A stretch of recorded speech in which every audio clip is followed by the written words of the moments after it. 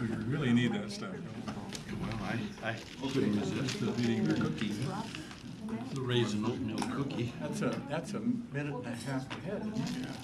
I'm taking mine home for Patty. That's her favorite. Right there. This, Be a little late then, but that's all right. well, maybe you guys don't ask too many questions. This is according to, Yeah, so we keep having it adjusted. I'll see if I can get him to adjust I it just again. wanted, yeah, it shows 5:30 right now. Especially when you are shooting into my yard. Okay, the meeting will come to order. Roll call, please. Deputy Mayor Pelosi, Here. Councilmember Baggett, Here. Councilmember Brown, Oh, excused. Thank Councilmember you. DeCoursey, Here. Councilmember Holman, Here. Councilmember Trump Manuel, Here. Councilmember Wells. Here. Okay, thank you. So does council have any announcements, reports, and/or presentations? Yes. Okay. Due to the heavy-handedness of our deputy mayor when it comes to the gavel, I am going to relinquish my Dave and Buster's Bill's Big Basher. Bam! There you go. That's pretty cute. And due to the heavy hand, I went to AWC and I got that for you too. Wow. Because it's not, You have choices. Choices, that's great. Well, thank you very much. Appreciate that. Uses are discretionary. All right, so now we're going to go to item 3, Racial Equity and Implicit Bias Initiative. Martin? Deputy Mayor, King County is here if you were able to, they just got here. Oh, okay, so item B.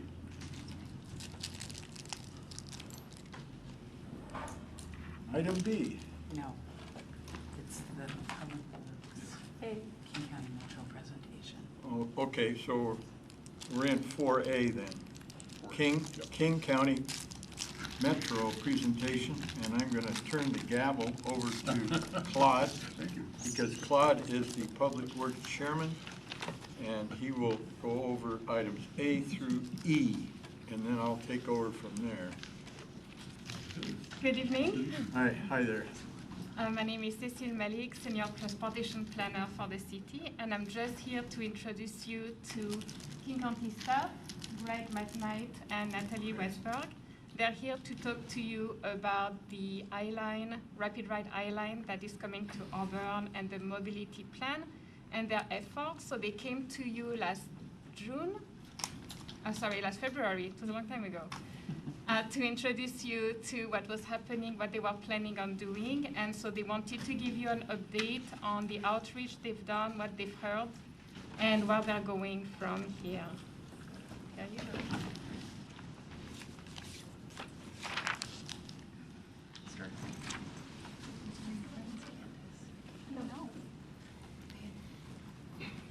Hi, I'm Greg McKnight. As Cecile said, Natalie Westberg is passing out a version of the PowerPoint slide that we'll be going through so you can follow along as you wish. And let's just go ahead and get started here. So what we're here to talk about is we're going to do a quick little overview of Rapid Ride program, just a quick reminder, and then get into details on our Rapid Ride I-Line that is coming through Auburn, and then update on the mobility plan that Natalie will walk us through. And then a bulk of what we'll talk about today after those quick bullets will be what we've heard so far in our planning efforts and our outreach efforts, and then a little look into what's coming up of our next round of outreach and what's coming up with the project. So first, a little slide on what is Rapid Ride. So Rapid Ride is our best of metro service. It's our arterial bus rapid transit routes. We have 6 existing Rapid Ride lines. You may be familiar with the A line that runs along the west side of South King County. along the Pacific Highway, and then we also have the F line up in Renton through Tukwila in this neck of the woods. But we have always used Rapid Ride to kind of look at what the next and best thing will be for transit service. And so we have a lot of our new innovations on our Rapid Ride service, and what we're bringing to Auburn and the rest of South King County will continue that trend where we're really trying to push the envelope of what we can do and the amenities we can provide. One common question we get with Rapid Ride is it a different bus? Is it a different payment? It's all the same Orca card, it's all the same fare, but it's just a nicer version of our service that probably comes a little more frequently, might have a few more amenities, maybe some different placemaking aspects to the stops. So that's why we kind of refer to it as our best of Metro. And a lot of our Rapid Ride involves a lot of coordination with our local jurisdiction partners. One of the reasons we're here today is to make sure that we're being a good partner in that and that we are getting to this Rapid Ride line together. So more importantly about generically Rapid Ride, our Rapid Ride I-Line is one of our next investments of Rapid Ride corridors. It's our current Route 169 and 180, which the Route 180 goes between Auburn and SeaTac today. And a portion of that corridor is what will be served by the Rapid Ride line. And then the Route 169 that travels between Kent and Renton. So it's a pretty robust corridor. It's about 18 miles between Renton and Auburn, serving the Auburn Transit Center, Kent Transit Center, Renton Transit Center, with stops at places like the Valley Medical Center, and then a lot of other amenities throughout the route of housing and employment.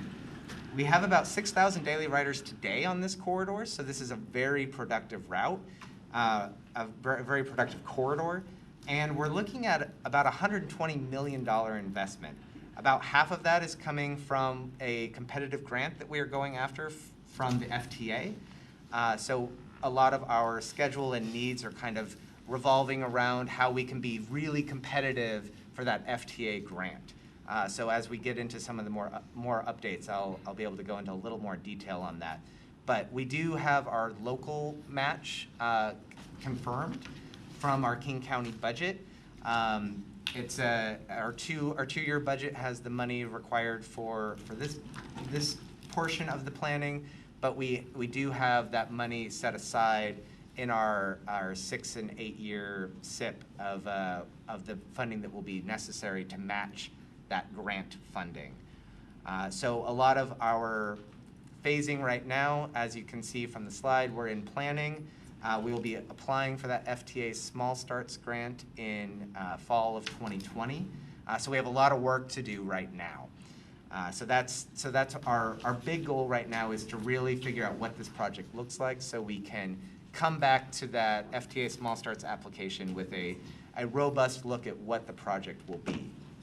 But part of that is kind of taking a step back is what that route looks like. As I mentioned, it's currently parts of the Route 180 and parts of the Route 169.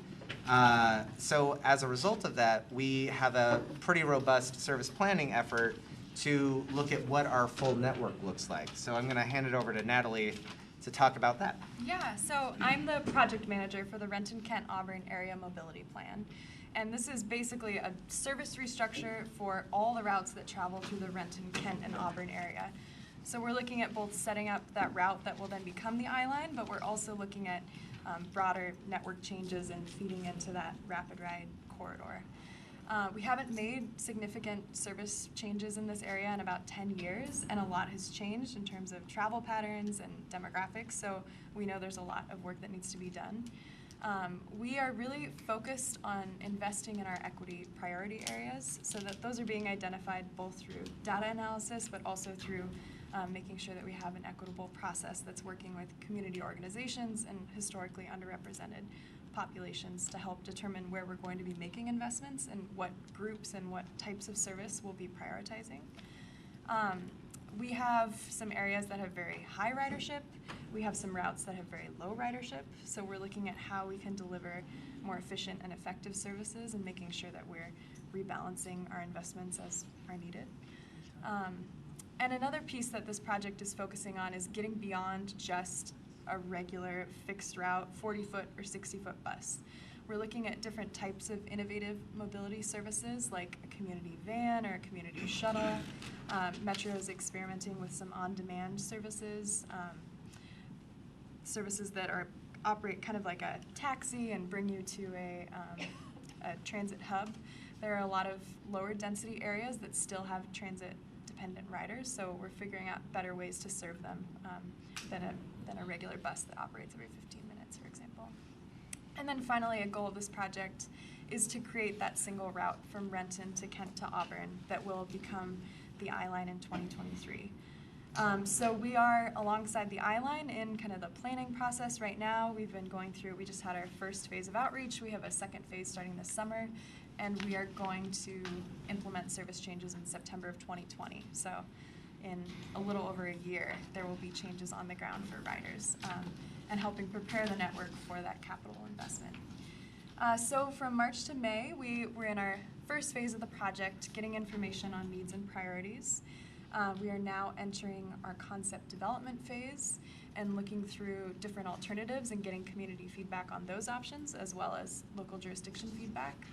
And then we will be back to you in September and doing one final phase of outreach with a final kind of network proposal and getting feedback on how people feel about that set of changes. We have two stakeholder groups that are guiding this process.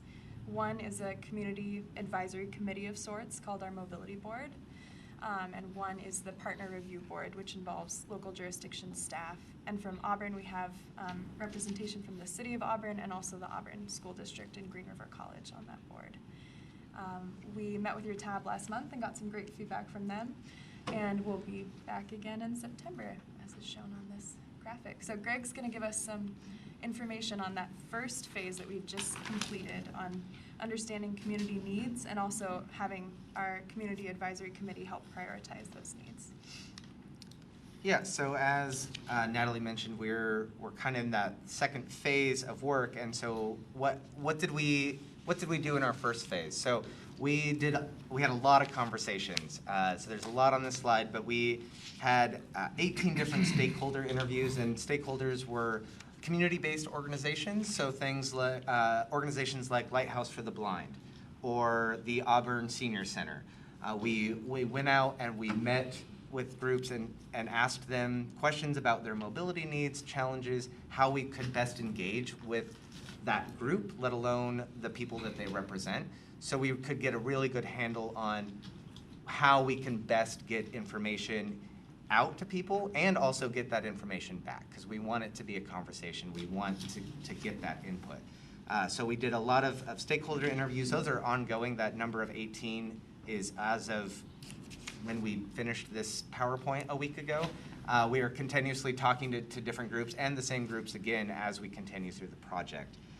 We did 8 different tabling events where we actually had a table at a community event. We sat at libraries and senior centers and farmers markets type events and talked to people where they were at. And that also included some of our equity priority populations.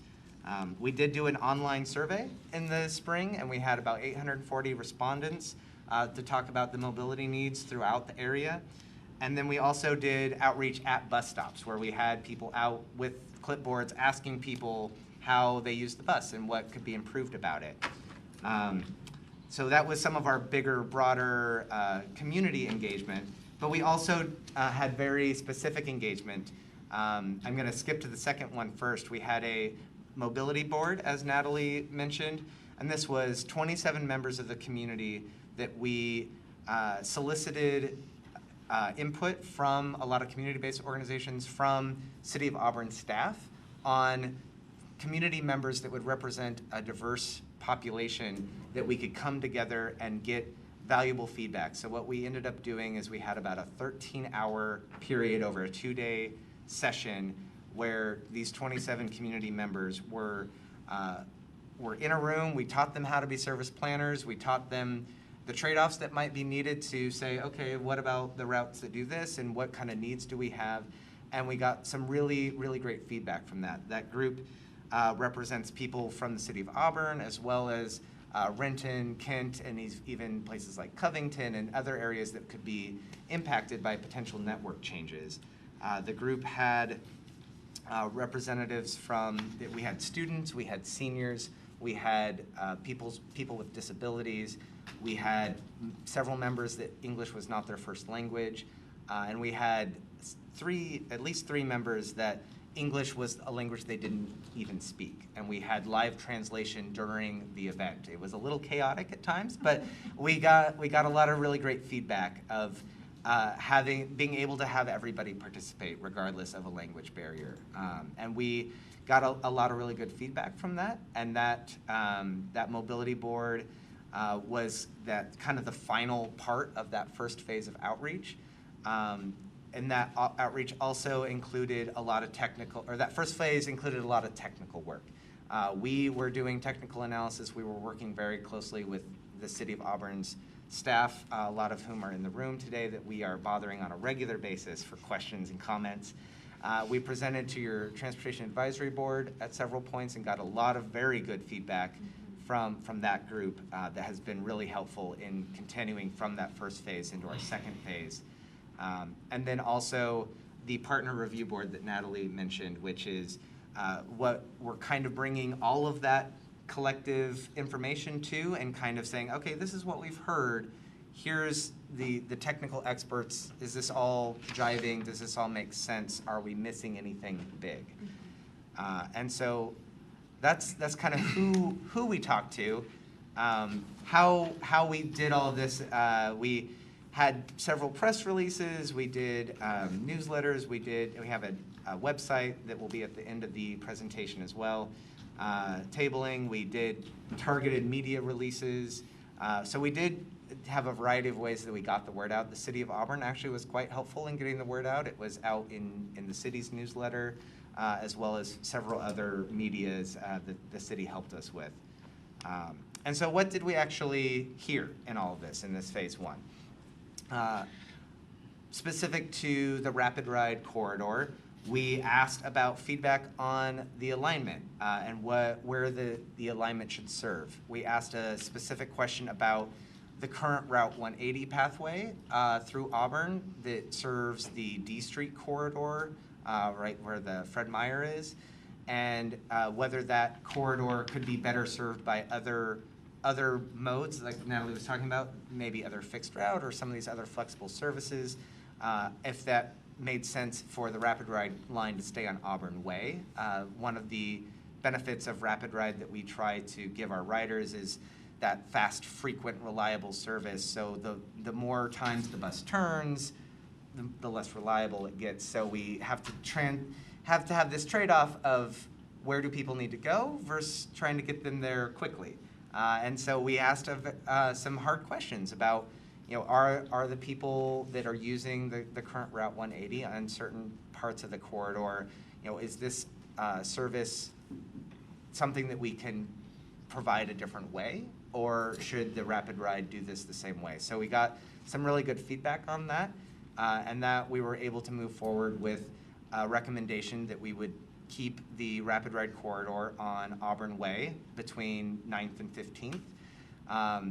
An interesting part of that feedback in talking about that, we heard an idea that we hadn't considered when we started that phase one, which was if the Rapid Ride corridor should be on Auburn Way or I Street north of 15th.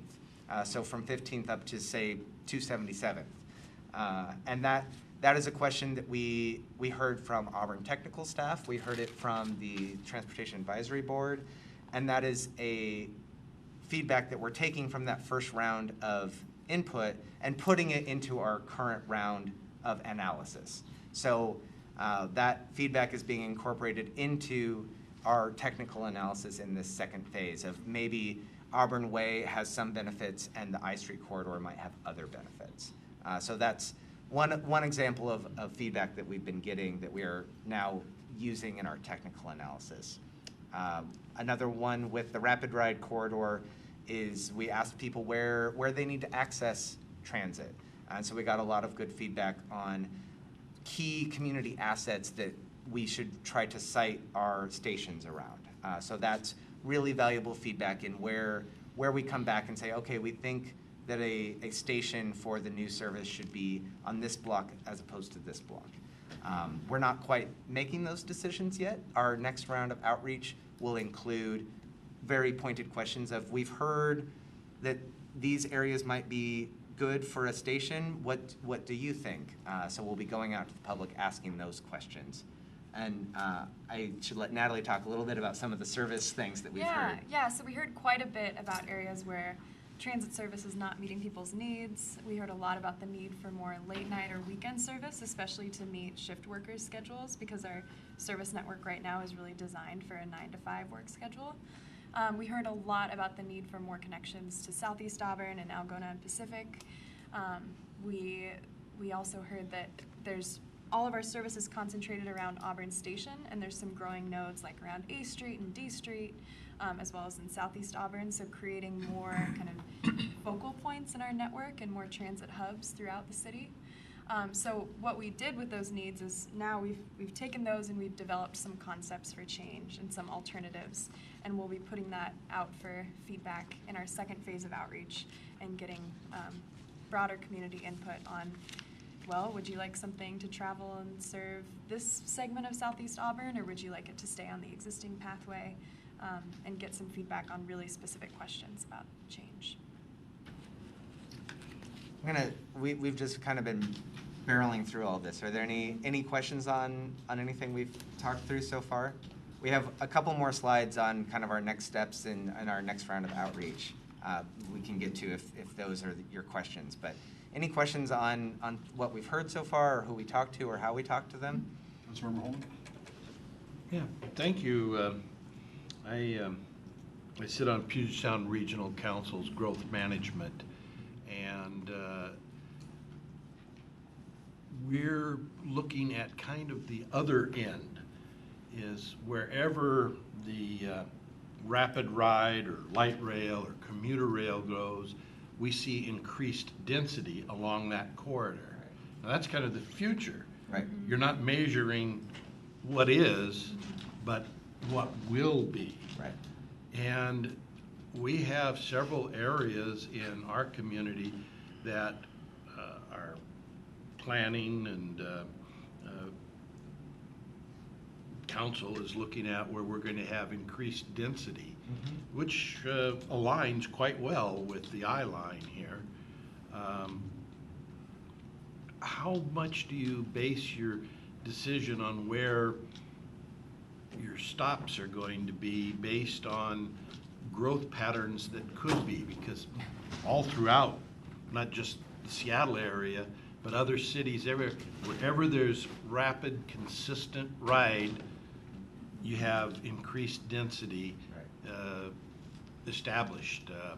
And we have seen it in Seattle, Cleveland's seen it, the Twin Cities, wherever it's happened, is this future growth. Right.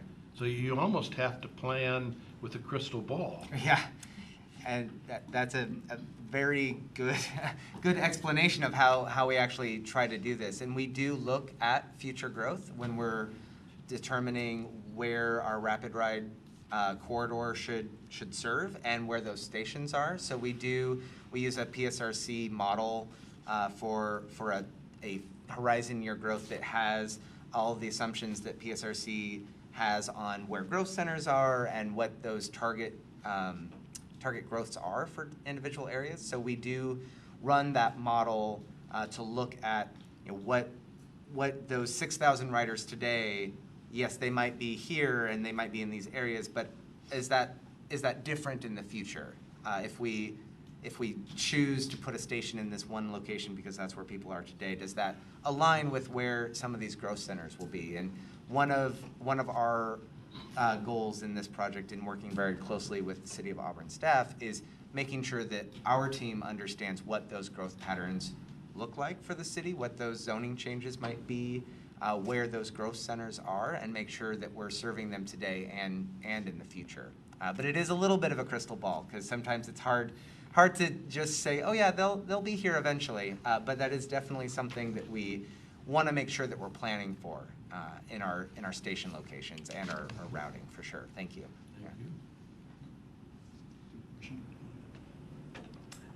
I was going to ask, but he kind of answered part of the question. When you folks go out, you mentioned that your team has heard of the areas during the evening time.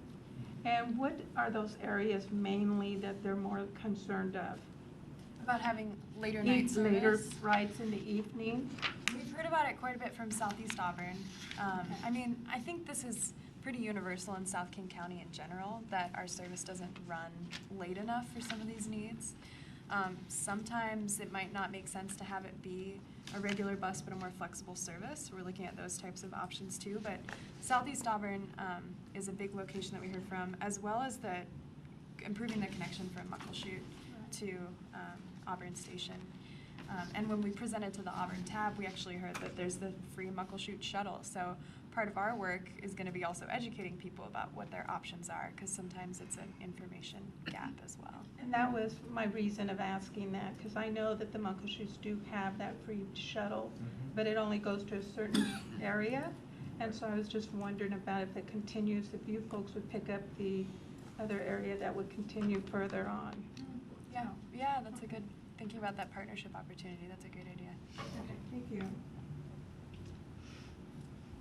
All right, I have just a couple more slides, and then we can do any other questions as well.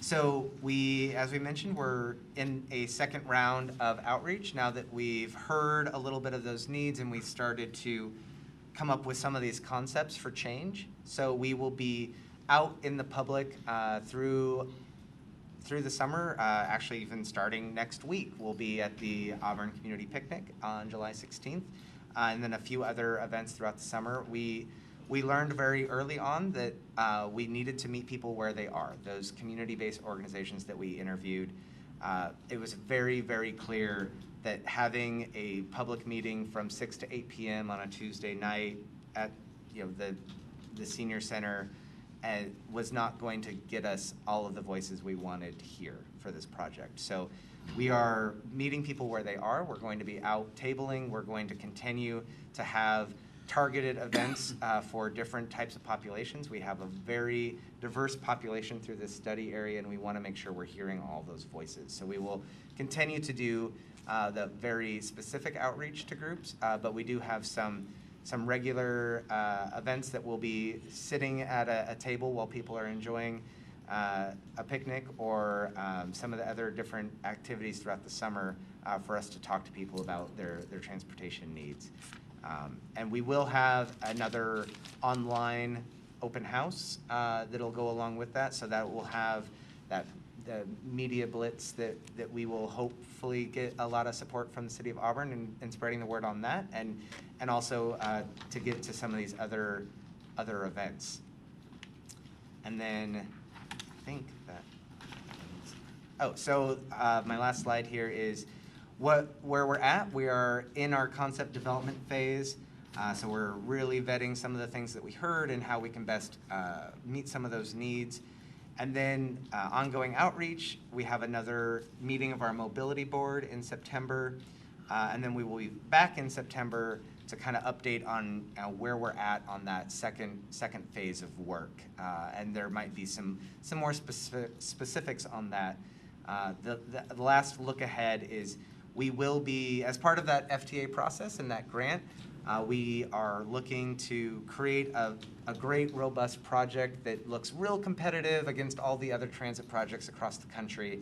And part of that, we will be looking to partner with the city of Auburn on saying that we all agree that this is a great project. So we will need what we call a locally preferred alternative. What that looks like right now, we're still vetting, but there likely will be a line on a map with a list of projects that go along with it that we will be presenting back to the FTA, and it'll be a very good show of support if we have support from Sound Transit and WashDOT and the City of Auburn and the rest of our partners. So that's something to keep on this group's radar, is that we will, as we're continuing through this process, we will be working toward the vision of the overall project and how that investment can really help the community. So Just something to keep in mind.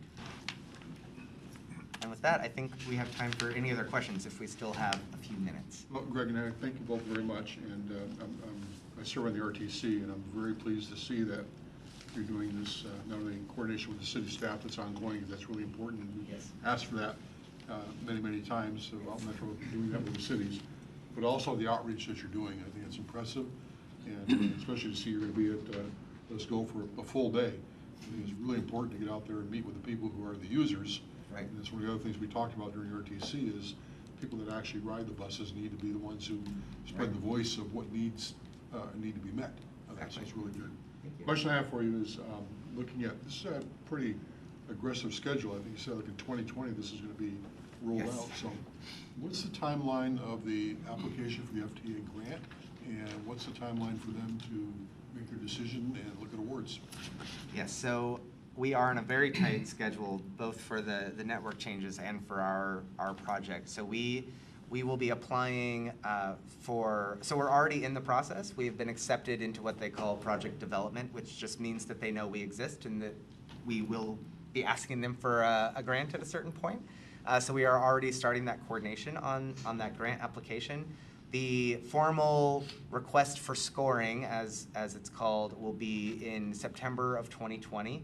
And with that, we will need to know what project we're asking them to fund and what's involved in that. So it might be a list of capital projects that might be, oh, we want to rebuild this intersection to help get the buses through faster, and it's going to cost so much money. And so a kind of a list of projects and where the corridor goes, and some of that information about what that future development looks like and how many people we could be serving in the future. So that all of that gets packaged together in September. The federal government, the federal office then goes through a process of scoring that, asks us some questions, and I believe there's a kind of an announcement of who got funded at what levels. I want to say early 2021. So there's some flexibility on that, but it's really just a singular process. So if we are not successful, we will have looked at other funding mechanisms or a potential project that doesn't necessarily use that grant and what that project could look like. But there is a possibility that we could regroup and try again the next year, but that could impact our schedule. Yeah. Does the plan also include providing new buses? And if so, Rob Gannon has this wonderful vision of... We're doing a lot of testing. I don't know if you've seen one of the test coaches running around Auburn, but we actually have some test coaches right now that we're figuring out how the technology could or couldn't work. And if our vision is to move toward that, and we need to get there sooner than later. And if we can get that in line and get the infrastructure built for it, I could see this being one of our first rapid ride lines to do that. But I'm not holding my breath on that. There's a lot of moving parts on that, but we are very excited for that vision. There's just the technology is not quite known at this point, so we're hoping that we can keep pushing that bar, and our rapid ride group is definitely part of that push. So we would love to have that as part of our FTA application, because that would look pretty good on there, I think. Councilmember Baggett? Thank you. More of a statement with the question at the end. I think I went on record stating I was definitely in support of this because my family has been using the rapid ride for years now, although we've had to go up to Federal Way to catch it. Right. And the parking is not always readily available up there, so I'd be very, very happy to see this come down into our city. And the question is, could you do it any sooner? I love this question. I would love to do it. I know it's all sooner. dependent upon the grants and all the Yeah. money situation and everything else, and the studies that you're doing, Right. and the demographics and what have you, which is very important. We have some new growth at the north end of Auburn that's coming in here that's going to Yeah. make housing available for a lot of additional people, and Right. that's more food for your menu. But I do definitely want to thank you for putting this forward to us, and I think it's going to be a good thing. Thank Thank you. And we are trying to do it as fast as possible. It's a slow process getting all the design details worked out, but I'm sure. I'm very thankful for the technical staff at Auburn that have been very helpful in helping this move along on our very fast schedule. I'm bothering them on a regular basis, and they're They still help very us nice on to me. every chance they get for our Yeah. reviews as well, so Yeah. we understand that. Thank you. Councilmember Holman? Thank you, Chair. I'd just like to make a statement for the public that's watching this. It's a fact that you're very familiar with, that our planners are very familiar with, and we as council are very familiar with, but it's the link between affordable housing and public transportation. As housing becomes unaffordable in our core city of Seattle, it comes out, spreads out to, in our case, the south end, and we have a good set of affordable housing stock. But you have to add to the cost of housing now, transportation back into that job in the core city. And this is the linchpin between affordable housing and transportation that makes that possible. Getting on commuter rail, 25 minutes later, you're downtown Seattle. That makes housing in Auburn very attractive to people that can't afford the $4,000 and $5,000 a month rents for a downtown studio apartment. Right. So, keep on doing what you're doing. It's our transition to an urban center from a suburban city.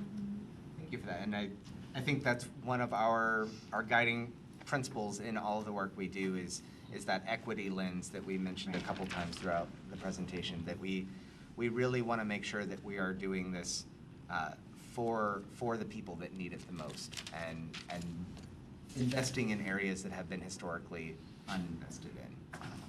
Yeah, I'll add one point to that, which is that we're building a data set for the first time of community assets, which is kind of a comprehensive set of low-income housing, emergency clinics, shelters, food banks, hospitals, any place that is really a critical community asset. And we are documenting that and asking for input on that from communities when we're doing engagement, and we're trying to plan service through this project. Just a clarification, it's not all low-income housing. It's affordable housing, which is a first-year school teacher, a first-year police officer, firefighter. People new to the working community need affordable housing. And from my perspective, as an old retired guy, I want a place where my grandchildren can find work and housing, so I don't have to commute halfway across the country to visit them. Yeah, no, that's a great point. Thank you. Thank you. Any other questions from council? Thank you both again very much. We look forward to your next presentation. Thank you for having us. Thank you. Big basher back over to Deputy Mayor. So we're going to go to 3A now, Racial Equity Bias Initiative. 30 minutes. Martin.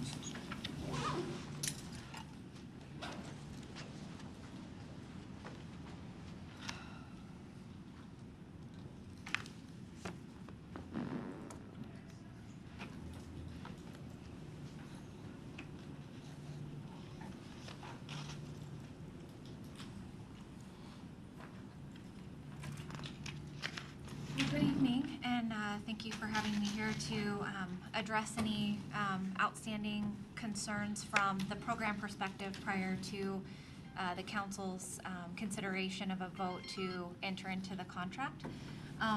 So I know that I have shared some email communication with all of you regarding some additional materials and some adjustments to the curriculum. So I just wanted to summarize some of those items really quickly for you.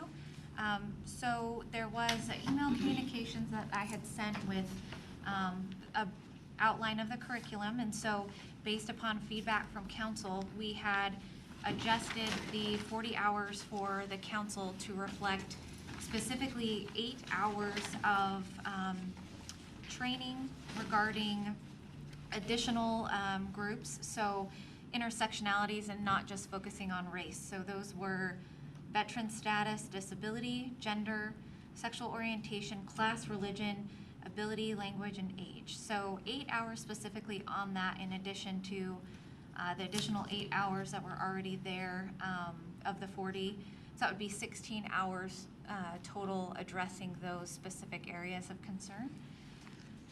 In addition to that, versus a focus on the history and importance of racial equity training, there is 8 hours in the training that is specifically upon development of the City of Auburn's racial equity tool. And so our partners at King County talked a little bit about how they utilize the tool in King County to prioritize projects and be able to reach out to their constituents in the community to gain that feedback and create the dialogue and the communication. And so the 8 hours of that training will give council an opportunity to understand how that tool is going to be utilized day to day by the City of Auburn and have input on the development of that tool. So I just wanted to point out some of those items in the curriculum of the 40 hours and why the 40 hours was deemed appropriate and necessary by the consultant group. So are there any questions on the curriculum specifically? When you just gave us that little presentation of the 40 hours, is it on this?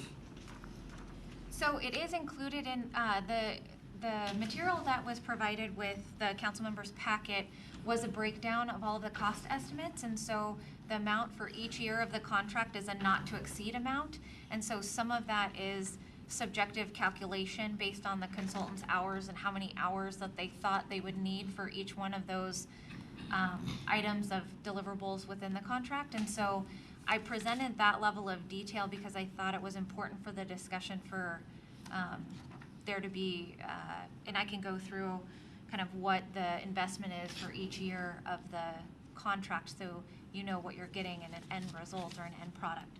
But essentially, just to summarize what that document says that was provided with the council members' packet is that you're getting, the city is getting 143 hours of required training for all staff. So from council and the mayor down to every employee. And 288 hours in addition to the 143 hours of voluntary training, and that's for the racial affinity caucusing groups and for those that are going to volunteer from city employees to become leaders in the city as far as taking the train the trainer course, so that after we're done with the relationship with the consultant over the 3 years, that the work that we have invested, they will be able to continue on. So every new employee that comes into the City of Auburn will be trained by employees internally, and so they will volunteer for that, as well as they'll volunteer for the cohorts and affinity caucusing, which I know we had talked a little bit about that, but that's the bringing together individuals of similar groups to be able to work on leadership development within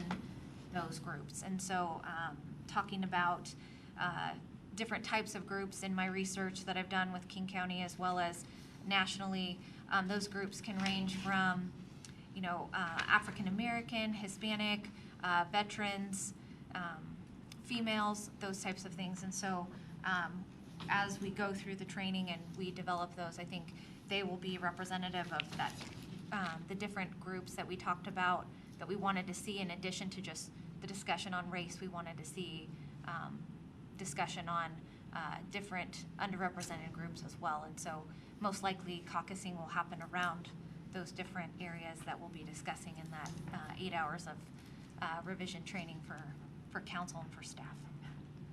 In addition to that, we will be having the consultants perform 35 hours of research, evaluation, and organizational assessment. So that'll be creating a baseline for the work that City of Auburn is doing today. So in order to know how we've improved over the 3 years. We need to create that benchmark of where we're at today. So that'll be 35 hours of consultant time for that. 30 hours of City of Auburn racial equity curriculum development. So that will be what will be used to do the Train the Trainer. And then 24 hours of the Train the Trainer of City of Auburn employees to continue this work on for new employees that join the City of Auburn in the future. And then 40 hours of consultant time for the racial equity tool development. And within that document that I provided to council, there is some additional hours of consultant time for advisement to Mayor Backus, as well as development of a presentation to the community and some community outreach. So there's some additional things in there that were difficult to quantify how many hours they were, but I provided that level of detail just so if you had specific questions on where the dollars were being invested, that there was 100% transparency in that. So.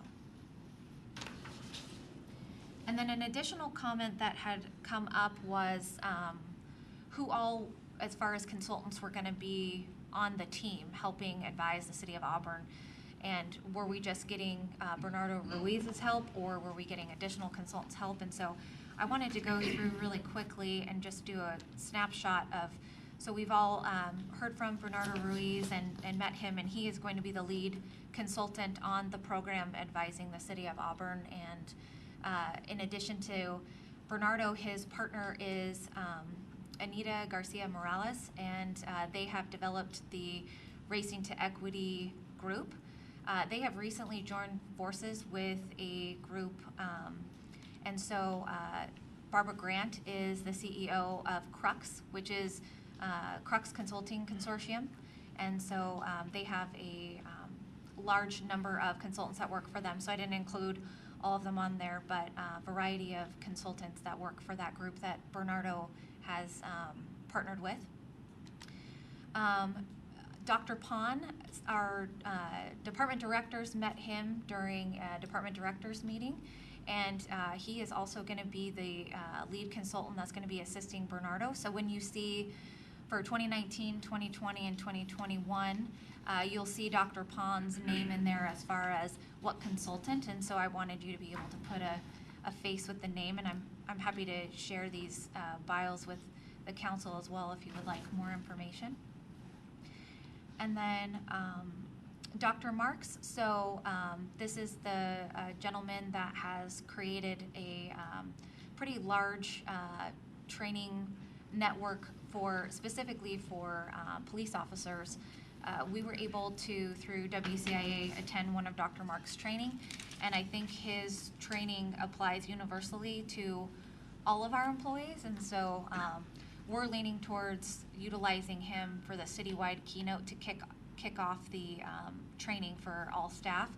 His style and his approach was very collaborative. I've seen some of this training where I think it's a little bit more, I don't know, I guess receptive. The reception that I've heard from some training like this is that people that are white that are attending the training have left some trainings feeling as though they should feel bad about themselves for systemic historical racism. And when I left Dr. Marks' training, and even Chief Pearson can attest to this, it wasn't creating this divisiveness of, because of the color of your skin and the history of, your race, that makes you a bad person. It's just that this is the history, and so how do we move forward, and how are Caucasian people going to be advocates of moving the conversation of race forward versus creating that divisiveness. And so I really enjoyed his presentation. He's garnered a lot of support from the law enforcement community, which is a big population of our employees, and so it was our recommendation that we move forward with his training. And then, I don't know why it's not moving forward. And then for the second year, we would have an additional keynote, and this is Dr. Powell is the gentleman that Bernardo recommended that has done training from UC Berkeley and is a leader in the nation as far as racial equity and social justice training. So we'll get an opportunity to meet him and kind of hear his philosophy so that when we bring it to the city of Auburn, that it's creating a culture of inclusion rather than divisiveness. So with that, Bernardo had asked that we take a moment to watch a TED Talk. So it's about 14 minutes or so that he thought really kind of captured the reasons why the Auburn Council should invest the time and energy and money into a program like this.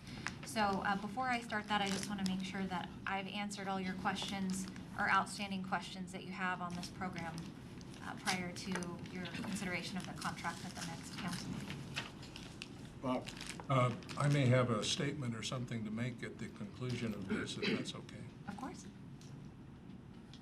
I need to apply with that well. Oh. So what is the rationale for, there's 4 of us council, or 3 of us for sure won't be here next year. What is the rationale for training those that may not be here next year, the elected officials?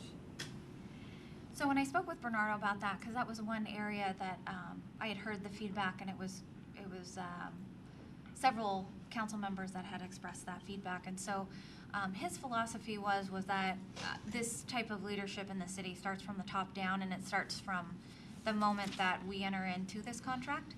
And so if we do enter into this contract in July, that there is still time that this council will be serving through the end of the year, and that he wants your input and perspective in the training, the curriculum, the racial equity tool development, because you have had significant time with the city of Auburn. You're aware of the challenges and opportunities, and so he thought that the investment was worthwhile from that standpoint.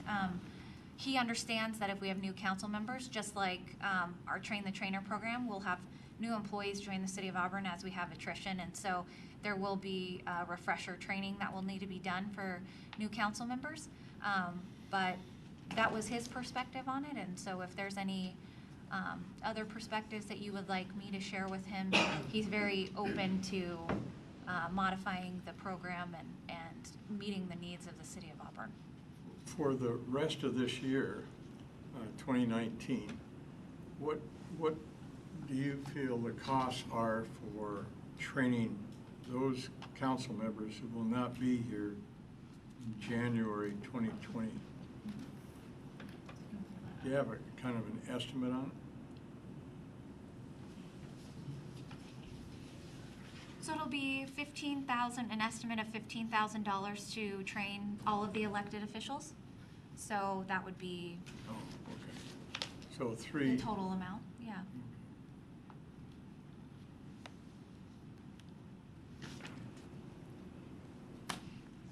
Are there any other questions before I begin the video?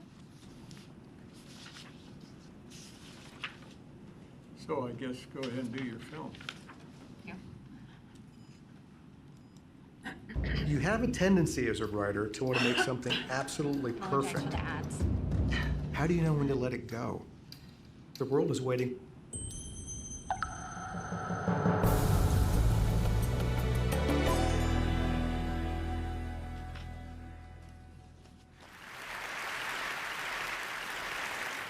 So it's 2006.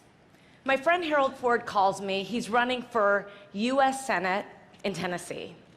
And he says, Melody, I desperately need some national press. Do you have any ideas? So I had an idea. I called a friend who was in New York at one of the most successful media companies in the world. And she said, why don't we host an editorial board lunch for Harold? You come with him. Harold and I arrive in New York. We are in our best suits. We look like shiny new pennies. And we get to the receptionist and we say, we're here for the lunch. She motions for us to follow her. We walk through a series of corridors, and all of a sudden we find ourselves in a stark room, at which point she looks at us and she says, where are your uniforms? Just as this happens, my friend rushes in. The blood drains from her face. There are literally no words, right? And I look at her and I say, now, don't you think we need more than one black person in the US Senate? Now, Harold and I, we still laugh about that story. And in many ways, the moment caught me off guard. But deep, deep down inside, I actually wasn't surprised. And I wasn't surprised because of something my mother taught me about 30 years before. You see, my mother was ruthlessly realistic. I remember one day coming home from a birthday party where I was the only black kid invited. And instead of asking me the normal motherly questions like, did you have fun or how was the cake? My mother looked at me and she said, how did they treat you? I was 7. I did not understand. I mean, why would anyone treat me differently? But she knew. And she looked me right in the eye and she said, they will not always treat you well. Now, race is one of those topics in America that makes people extraordinarily uncomfortable. You bring it up at a dinner party or in a workplace environment, it is literally the conversational equivalent of touching the third rail. There is shock, followed by a long silence.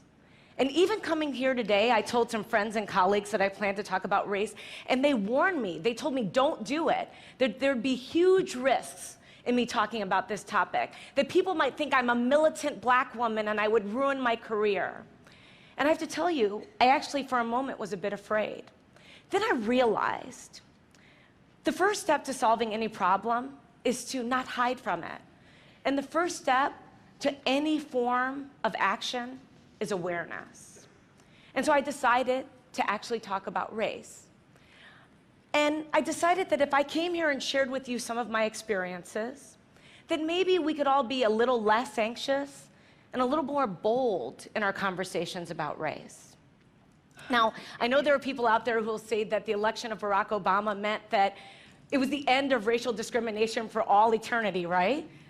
But I work in the investment business, and we have a saying, the numbers do not lie. And here, there are significant, quantifiable racial disparities that cannot be ignored in household wealth, household income, job opportunities, healthcare. One example from corporate America. Even though white men make up just 30% of the US population, they hold 70% of all corporate board seats. Of this Fortune 250, there are only 7 CEOs that are minorities. And of the thousands of publicly traded companies today, thousands, only 2 are chaired by black women. And you're looking at one of them, the same one who not too long ago was nearly mistaken for kitchen help. So that is a fact. Now, I have this thought experience that I play with myself, experiment, when I say, imagine if I walked you into a room and it was of a major corporation like ExxonMobil, and every single person around the boardroom were black, you would think that were weird. But if I walked you into a Fortune 500 company and everyone around the table is a white male, when will it be that we think that's weird too? And I know how we got here. I know how we got here. You know, there was institutionalized and one time legalized discrimination in our country. There's no question about it. But I still, as I sort of grapple with this issue, my mother's question hangs in the air for me. How did they treat you? No, I do not raise this issue to complain or in any way elicit any kind of sympathy. I have succeeded in my life beyond my wildest expectations. And I've been treated well by people of all races more often than I have not. I tell the uniform story because it happened. I cite those statistics around corporate board diversity because they are real. And I stand here today talking about this issue of racial discrimination because I believe it threatens to rob another generation of all the opportunities that all of us want for all of our children, no matter what their color or where they come from. And I think it also threatens to hold back businesses. You see, researchers have coined this term color blindness to describe a learned behavior where we pretend that we don't notice race. If you happen to be surrounded by a bunch of people who look like you, that's purely accidental. Now, color blindness, in my view, doesn't mean that there's no racial discrimination and there's fairness. It doesn't mean that at all. It doesn't ensure it. In my view, colorblindness is very dangerous because it means we're ignoring the problem. There was a corporate study that said that instead of avoiding race, the really smart corporations actually deal with it head on. They actually recognize that embracing diversity means recognizing all races, including the majority one. But I'll be the first one to tell you, this subject matter can be hard, awkward, uncomfortable, but that's kind of the point. In the spirit of debunking racial stereotypes, the one that black people don't like to swim, I'm going to tell you how much I love to swim. I love to swim so much that as an adult, I swim with a coach. And one day my coach had me do a drill where I had to swim to one end of a 25-meter pool without taking a breath. And every single time I failed, I had to start over. And I failed a lot. By the end, I got it, but I got out of the pool, I was exasperated and tired and annoyed. And I said, why are we doing breath-holding exercises? And my coach looked at me and he said, Melody, that was not a breath-holding exercise. That drill was to make you comfortable being uncomfortable, because that's how most of us spend our days. If we can learn to deal with our discomfort and just relax into it, we'll have a better life. So I think it's time for us to be comfortable with the uncomfortable conversation about race. Black, white, Asian, Hispanic, male, female, all of us. If we truly believe in equal rights and equal opportunity in America, I think we have to have real conversations about this issue. We cannot afford to be colorblind. We have to be color brave. We have to be willing, as teachers and parents and entrepreneurs and scientists, we have to be willing to have proactive conversations about race with honesty and understanding and courage. Not because it's the right thing to do, but because it's the smart thing to do. Because our businesses and our products and our science, our research, all of that will be better with greater diversity. Now, my favorite example of color bravery is a guy named John Skipper. He runs ESPN. He's a North Carolina native, quintessential Southern gentleman, white. He joined ESPN, which already had a culture of inclusion and diversity, but he took it up a notch. He demanded that every open position have a diverse slate of candidates. Now, he says the senior people in the beginning bristled, and they would come to him and say, do you want me to hire the minority, or do you want me to hire the best person for the job? And Skipper says his answers were always the same, yes. And by saying yes to diversity, I honestly believe that ESPN is the most valuable cable franchise in the world. I think that's a part of the secret sauce. Now, I can tell you in my own industry, at Ariel Investments, we actually view our diversity as a competitive advantage. And that advantage can extend way beyond business. There's a guy named Scott Page at the University of Michigan. He's the first person to develop a mathematical calculation for diversity. He says if you're trying to solve a really hard problem, really hard, that you should have a diverse group of people, including those with diverse intellects. The example that he gives is the smallpox epidemic. When it was ravaging Europe, they brought together all these scientists and they were stumped. And the beginnings of the cure to the disease came from the most unlikely source, a dairy farmer. A dairy farmer who noticed that the milkmaids were not getting smallpox. And the smallpox vaccination is bovine-based because of that dairy farmer. Now, I'm sure you're sitting here and you're saying, I don't run a cable company, I don't run an investment firm, I am not a dairy farmer, what can I do? And I'm telling you, you can be color brave. If you're a part of a hiring process or an admissions process, you can be color brave. If you are trying to solve a really hard problem, you can speak up and be color brave. Now, I know people will say, but that doesn't add up to a lot. But I'm actually asking you to do something really simple. Observe your environment. At work, at school, at home. I'm asking you to look at the people around you purposefully and intentionally. Invite people into your life who don't look like you, don't think like you, don't act like you, don't come from where you come from. And you might find that they will challenge your assumptions and make you grow as a person. You might get powerful new insights from these individuals. Or, like my husband, who happens to be white, you might learn that black people, men, women, children, we use body lotion every single day. Now, I also think that this is very important so that the next generation really understands that this progress will help them, because they're expecting us to be great role models. Now, I told you my mother, she was ruthlessly realistic. She was an unbelievable role model. She was the kind of person who got to be the way she was because she was a single mom with 6 kids in Chicago. She was in the real estate business, where she worked extraordinarily hard, but oftentimes had a hard time making ends meet. And that meant sometimes we got our phone disconnected, or our lights turned off, or we got evicted. And when we got evicted, sometimes we lived in these small apartments that she owned, sometimes in only 1 or 2 rooms because they weren't completed. And we would heat our bathwater on hot plates. But she never gave up hope, ever. And she never allowed us to give up hope either. This brutal pragmatism that she had, I mean, I was 4 and she told me, "Mommy is Santa." She was this brutal pragmatism.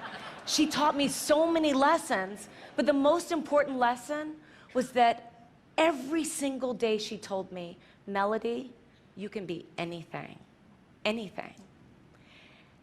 And because of those words, I would wake up at the crack of dawn, and because of those words, I would love school more than anything, and because of those words, when I was on a bus going to school, I dreamed the biggest dreams. And it's because of those words that I stand here right now, full of passion, asking you to be brave for the kids who are dreaming those dreams today.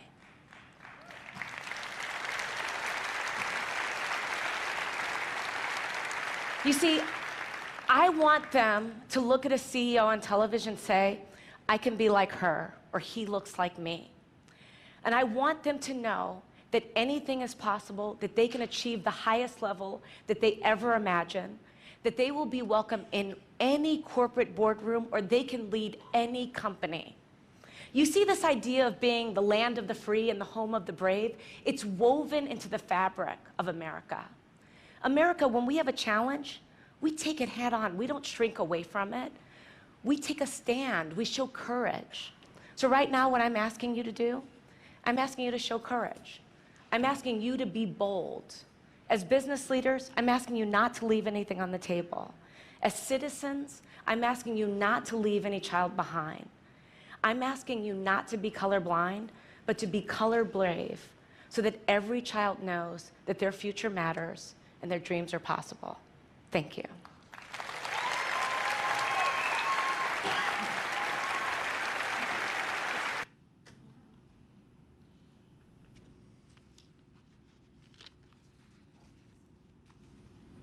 That's all I had to share that video that was recommended by Bernardo Ruiz for the council. So if you have any other questions for me, or I'm happy Bob, to- you had a statement, and Yes, I did. Thank you, Deputy Mayor.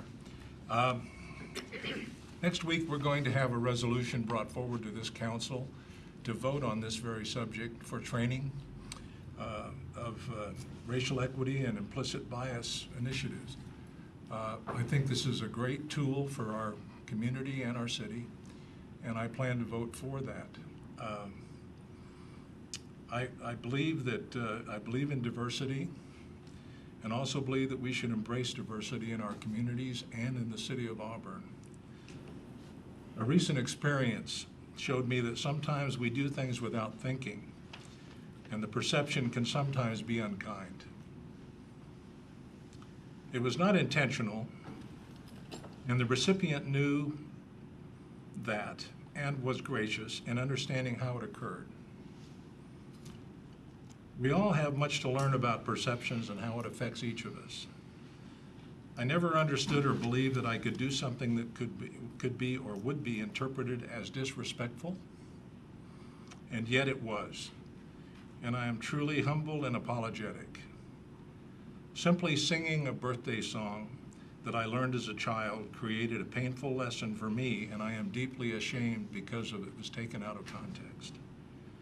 Perhaps it is time I learned a new song, and the new training will reveal some sensitive areas that I can overcome. Thank you, Mayor Backus, for your foresight and awareness in bringing this training to our city, and to me personally. Thank you. I sat down and I thought about this whole thing before I wanted to speak up, because I've been receiving some emails and some comments out there about this whole issue. So I'm going to read what I wrote down, and then I'm going to read an email that I received. The term racial equity to me means that all people have equal access to resources and opportunity, plus legal, political, social power, regardless of race, sex identity, age, and disability. We need to achieve racial equity when race no longer determines one's social economics outcome, when everyone has what they need to thrive, no matter where they live. We can advance racial equity through community conversations and continue that dialogue, which has been started, and we're doing it right now. I'm sorry for the days in the past when we didn't have our best days by holding ourselves accountable, and for making sure that from now on we're going to try to work together to find more ways to deliver our services. Trust is something we must earn from our communities and each other. The email that I received 2 weeks ago says, I am offended by your comments. I do not agree with you coming here to change the beliefs of the American to meet your personal agenda. Number one, this is not my personal agenda. I feel that we all need this education that we're looking at. What gives you the right? I don't want any foreigner, I am not a foreigner, changing the Americans' ways. You need to adapt to our ways. When I read that, that even made me encouraged that we need to do something like this, because we still have that bias and that racial discrimination out there. And it saddens me that I'm 5th generation American born. And for somebody to call me a foreigner is kind of appalling. So we still have a long ways. We've come a long ways, but we need to go a little further so that we all can be one. Yesterday I met an African-American young man at one of our local businesses. And we got to talking about Auburn. He's only lived here for 6 months. He comes from back south, Louisiana. And he said the first thing that he noticed here in Auburn is the diversity.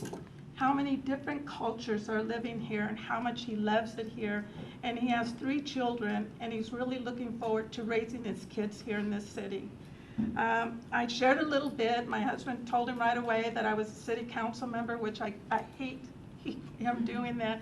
And he started asking how many people of color are on the council. And I made the statement that I was the only person. And he says, that is so nice to hear that there's a woman of color on the city council, because there's such a diversity in this city. So hearing that from a new perspective, a new person that moved into this city, we definitely need to continue to be very inclusive, to be very supportive of every culture. He says we're not colorblind. None of us are colorblind, because I'm different, you're different, all of us are different. And one way or another, the only thing we need to do is learn how to love one another and respect each other. So thank you. Any other comments or questions from the council? Mayor? I might thank you, Councilmember Baggett and Councilmember Trout-Manuel, for your comments. When we initially brought forward this proposal for this program to be part of the city, to be a part of the fiber of our city, it in no way was intended to force anyone or to make anyone feel uncomfortable or feel that they were the bad guy. In fact, it's just the opposite. It's supposed to be to allow each one of us to be on our own journey. I will be the first to admit that I have many things to learn. I feel like as a city that I am so proud to be the mayor for. I owe it to the council, to all of our city team members who work so hard every day, and to the people that we all represent, to be open and receptive for things that we may not know. It's not that any of us intentionally do anything to be mean-spirited. Sometimes it's just a matter of not knowing what we're doing is being perceived by someone else as less than acceptable, or that it is not being received in the same manner that it was intended. And so having Bernardo and the people who are going to be providing this training and opportunities for us is something that I believe in wholeheartedly, and that's why when council has had questions, we have gone back, talked with Bernardo, talked with the other consultants to find ways that we can make this something that council can get behind, to support, and to be able to move our entire city forward. We are a diverse community. We are becoming more diverse all the time.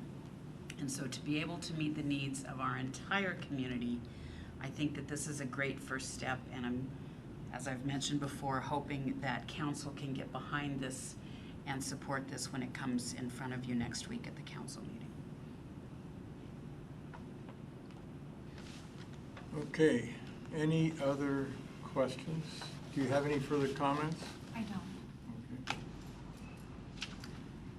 Marco? I continue to have some questions, and as I look at the documents, I see sometimes we're talking about racial equity, sometimes we're talking about implicit bias, and sometimes we're talking about social equity. I think that if we're going to try to brand an action, we need to come up with a branding that is more consistent than what we see in some of these documents as I read them. I may be reading them incorrectly, but we need to brand it better. I have a hard time, and the constituents that contact me, though I don't know what background they're coming from, do not like the narrow racial piece of it. What's interesting, the people who have been primarily contacting me have been in the area of religion, which I thought was interesting. My background of 45 years is working with people with disabilities, and my husband is a veteran. And when it's racial equity and not just social justice or social equity or whatever, we're just tapping into one piece of the composite of all of us, where we have an opportunity to tap into male, female, Hindu, Sikh, Catholic, whatever, amputee, low functioning cognitive, and I went through and the document and underlined every time it talks about racism. We have to bring a lot of people a long ways, and I really object to the huge focus in our branding on racism. The next issue is where's the money coming from? Now, we've had many sessions on what this is going to cost, and you've done a great job of trying to pare down the price. Part of that is because we're starting mid-year instead of a full year.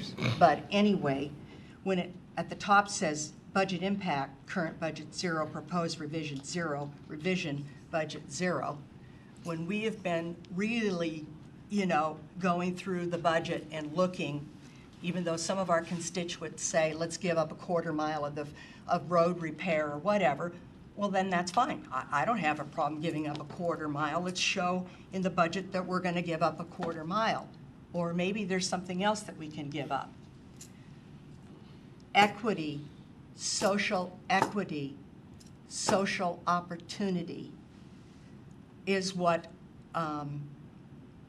it's what my whole career has been based on, and what I really tried to do with my daughter, not unlike our TV person. I need to know where the money's coming from. And I really have a problem with training 3, maybe 4 ex-city council members. Has any thought been given to bringing in those people who are running and bringing them into the program and training them all together with us oldies? But I would have benefit. I've sat in meetings where I've said that this would benefit me and have listened to other council members say, no, I don't think I need this. But I know this would benefit me. But we are having a rich group of people joining us next year that are going to bring so many more colors to our color palette. And to just let them at this crucial step where we're doing branding and keynote speaking and whatever, and not include them, I don't really understand. The other thing that I hope that we look at with equity, and equity within our council practices and city, is that when people do make an error, they're dealt with in a similar fashion and not in a different fashion. And sometimes when mistakes are made, and we can see it every day on CNN, sorry is just not enough. So I will not be voting for this, but I'm hoping that some changes will be made and you'll figure out a way to bring all those new people in. You'll give me a funding source and you'll come up with one name that talks about social justice. Thank you. Londa, you had a comment? Margot, I do believe that Ms. Martin did cover the social justice on this as well. And I also agree with you that when we make a mistake, we need to be dealt with it immediately instead of months and months later. I personally have been dealt with on things immediately when I speak out of turn, and I correct those. So I think that it should be dealt, any one of us. And I almost caught myself in AWC and singing one of those old songs where you go eeny, meeny, miny, and I caught myself immediately. So we old ones, old school people, need a lot of training also to stop that. But I think that this program here will cover a lot of what we need in the city at the very beginning. I have talked to a senator that she came out in the media about how bad the prejudice and the bias is in Olympia. And I told her what we were trying to do here, and she says, contact me. You folks come to me and talk to me and we'll see about getting fundings for this, because I believe in this program to come into Auburn. The tribal, I had an opportunity to talk to the tribal on the 4th of July. I have a meeting to sit down and talk with Jason. So there's a lot of people that are wanting to see this program come to our council. And I think it's due time that we do this. And like she said, we do have 4 very strong candidates that's going to change this dais tremendously. But I think it does not hurt for the 3 or 4 that may be leaving to have this beginning of training. I don't see nothing that's going to hurt us. $15,000, That's not gonna hurt us. It's not gonna hurt the city at all. Thank you.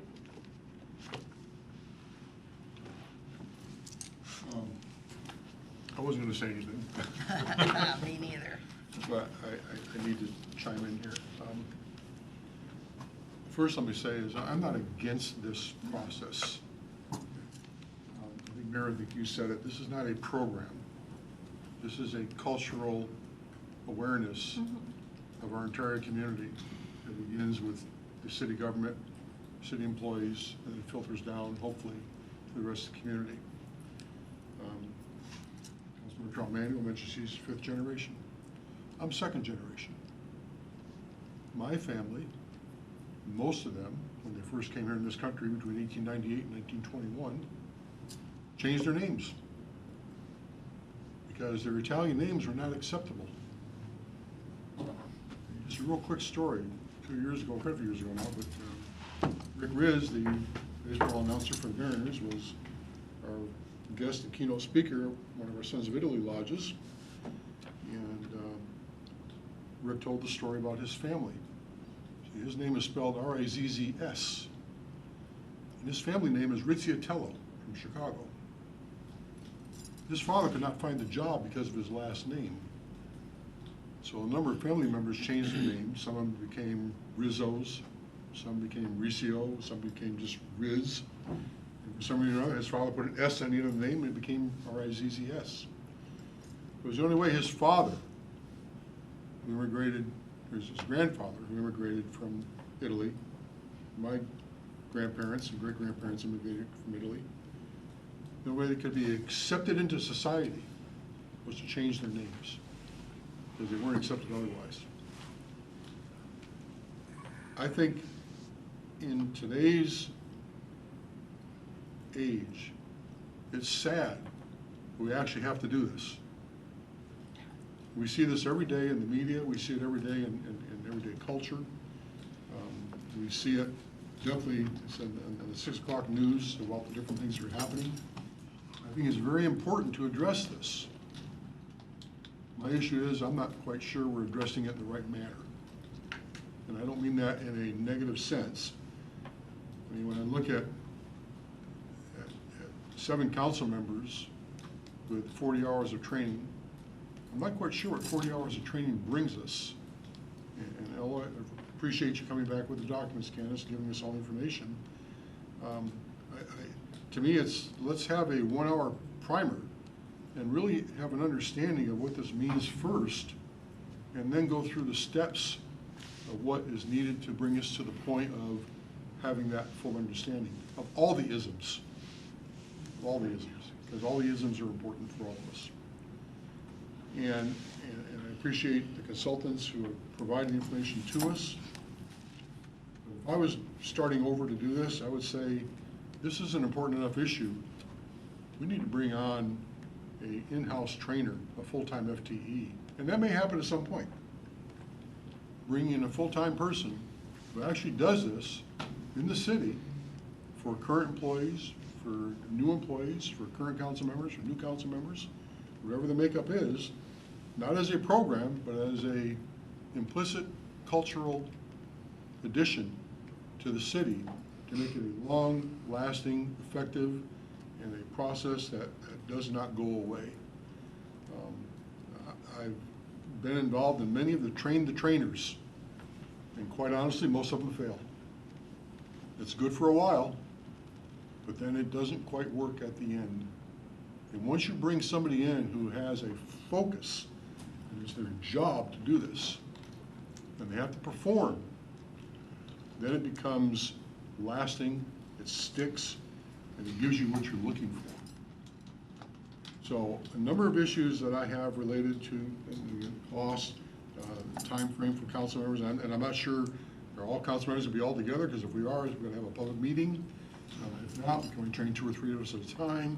I mean, it's a lot of, and then looking at schedules, especially for a 5-day or 40-hour training, it's going to be a little bit logistically kind of a little bit challenging to kind of put that together. But I'm not against this. I just think it's not quite the right approach at this time, and I think it's something that we should look at continuously, although we probably will go forward with this, and I'm saying we wouldn't, but we should look at continuously to, number one, bring somebody in-house, number two, to really evaluate the training, and number three, to really measure the effectiveness of the training on an ongoing basis, so we know what's happening, why it's happening, how it's happening, what the successes are, what the not so successful things are, and how do we get to the point where we really want to be and need to be in the city for in the racial equity and the implicit bias, yes, but also including, and it's been brought up many times, also including the other isms that need to be part of this, because it's all important, it's all one piece, and it should be all together. That's all I need to say. Thanks, Claude. Mayor? So, Councilmember DeCoursey, thank you for the comments. If you will look at the end of 2021, that last page, which is 10 of 91, at least on my iPad, it says, cost listed here does not include staffing the Office of Racial Equity. So one of the goals of this is to create a racial equity, social equity person, right, to have on our team. Part of what we talked about with Bernardo, and that is the goal, is to bring this all in-house. One person, quite frankly, isn't going to be able to help us accomplish everything that we need to get up to a point to where having an Office of Racial Equity would make sense. That is an absolute goal, is to have someone in that Office of Racial Equity and Social Justice. And we will create that with council budget approval in the future. But in order to have this, and the intersectionality that Candace talked about is where all of the things besides race are discussed. So it's not that we are focusing on race. Can we change the name of it? Of course we can change the name of it. It can be whatever we want it to be. It can be the PINK program. It can be whatever we want it to be. The goal is to ensure that everyone in our community has an equitable opportunity. Equal and equitable, as you all know, is not the same thing, right? The analogy is, if everyone is equal, then you have this 6-foot fence, and on the other side there is a circus going on, and you have a platform that is absolutely the same height for everyone. Well, if you're 6 feet tall, that's great. If you're 4 feet tall, you're still not going to be able to see up over the top of that fence. So equity is ensuring that everyone is at the same eye level to be able to view over the top of that fence. Equity is what we are looking for here, and it is not on only racism. It is on all of the things, Councilmember Wales, that you talked about. Every council member here has talked about the goal of inclusion. That is the outcome. Does it mean that we're not going to provide the same opportunity for training for any of the new council members that come in? No, the goal is to continue this for every council member and to have refreshers as time goes by. But as Candace said, Bernardo feels so strongly that for these next 6 months of this remaining council, for part of it, it's messaging that this council believes strongly in moving forward in a fashion that provides equity in our community. That is a powerful message, an incredibly powerful message that will be brought forward with council support and that training that takes place. So that's part of the reason I believe everyone here can benefit from that. And it will morph as we go through this, right? We have this on paper that says what the training is going to be and what the programming is going to be. But if we get into this and we find this just isn't working for our city, this might be great in a larger city or in a smaller city or a different setting, then we have the ability to change this. And the dollar amounts on here are not to exceed amounts. So let's say in 2021, it says $130,900. It could be $25,000 that year. It could be $100,000 that year. It's all dependent upon how quickly things evolve, what we see as the greatest needs, and it's going to take council input to determine what some of that is. And the leadership of our team members who work in this community every day. And what is the forward-facing presentation that we want to have for this community? You know, you're second generation. You're talking about people changing their name to feel that they can get a job. That should not be what we're talking about in 2019, but it is. I was at the U.S. Conference of Mayors last week, and Caroline Kennedy came in to talk about what her father talked about at the U.S. Conference of Mayors 60 years ago, in more than that, in 1963, talking about racism, talking about social justice. We're still talking about it that many years later. It's time for us to quit just talking about it and making a difference in our community for everyone that's here. Okay, anyone else? I have a couple comments.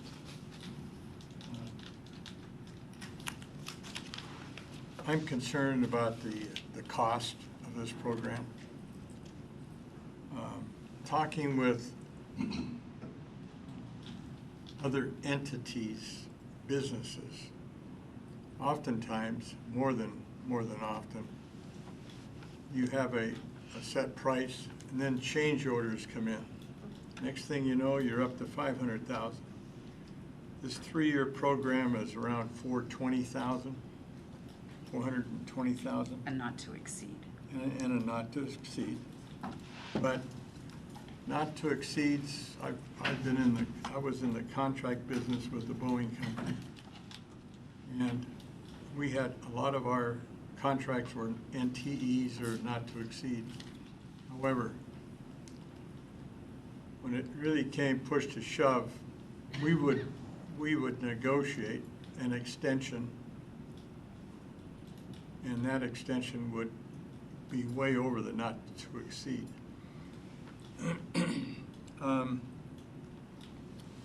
Speaking of biasness and prejudice, I was in the Navy for 4 years. I was on a heavy cruiser. We had upwards of 1,400 sailors and officers on that ship. And we had all persons of color. One of my buddies in my division, we became very good friends. And he was not white color. So I know what diversity is and biasness and all that stuff. One of the things that I think I asked for, Candace, and I have not seen it, was what other contracts has Bernardo managed? And did we get input from those cities? Has it worked? What areas have worked, have not worked? All those things. But it's like if I go online to buy something on the internet, the second thing I do is I look at the merchandise, and then I look at the comments by those folks that have purchased different products. We need, at least we need this information, I think, for the council. We need to know how many contracts of this nature that company, that consultant firm has done. And we need to find out comments from those companies. That's all I have. Anybody else before we thank Candace for making her presentation? Largo. I want to go back and talk about Claude's, some of his comments. I think we're really, really fortunate that we have a wonderful community where people are really dealing with this issue up front and trying to get answers. We're not in a big mess. People aren't storming the building or doing hateful things that are truly, truly, really visible. So I think we're very forward thinking. And I just want to know where the money's coming from. But what I liked about Claude's idea was the idea of having our own person in the city. And I know that this is probably not a good analogy, but a number of years ago, we hired a facilities person who came in, worked 5 days a week, 4 weeks a month, all year round for us, and started solving some of the things that he saw out there. And now he's an integral part of our team that we all feel comfortable going to and sharing things and whatever. I think sometimes you bring somebody in who becomes somebody that we trust and we rely on, that's here 5 days a week and here all the time, is really a way to maybe look at this. I know that the Puyallup School District did this, I would say 15 years ago, brought in a person. I know that the Auburn School District has brought in a person and now swapped out to another person. But, you know, we're not in crisis, and there are sophisticated people out there, and maybe this is the time to look at the concept of having an in-house person at the start instead of at the very end. One that we bond with, that we trust, and we build program with. Yes, Candace. So if I can, I appreciate the discussion and would like to just offer a few comments if that's okay. Sure. Okay. So to the discussion of wanting to diversify the curriculum to address issues besides race and about branding of the program. So the program is racial equity and social justice. Within that title, there's a lot of specific areas. When you, just like if you break down human resources director or director of HR and risk management, there's a lot of areas that I am responsible for to the city. And so within those, they wouldn't necessarily relate back to HR or risk, but they are included with the program as a whole. So my apologies if there was any confusion in the documents as far as what the focus was, but Bernardo and I have definitely heard your feedback, and we value and appreciate your feedback because I think your feedback has been helpful in development of the program, and I think the changing of the curriculum is just reflective of the fact that Bernardo is considering himself that employee that is working for you and the mayor at a lot less cost than an FTE with the generous benefit package that the city of Auburn provides our employees. And so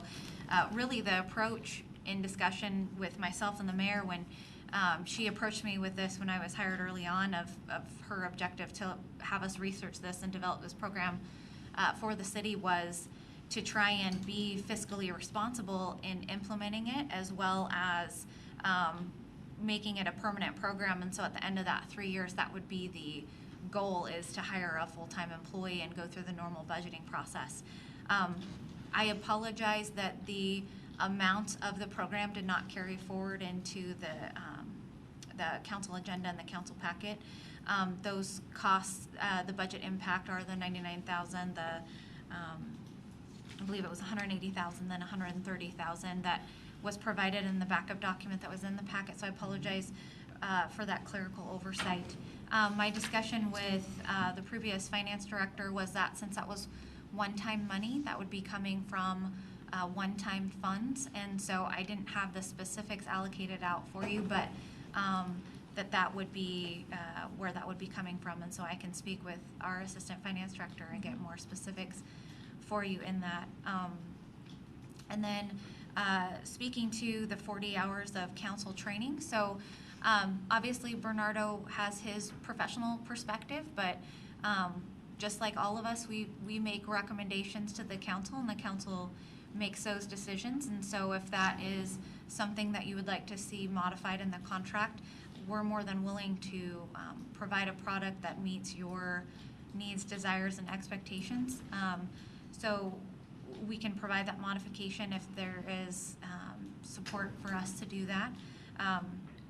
Additionally, I think kind of echoing what the mayor said is you know, it goes back to a philosophy that I had early in my career, where I was working in a organization that was not very diverse.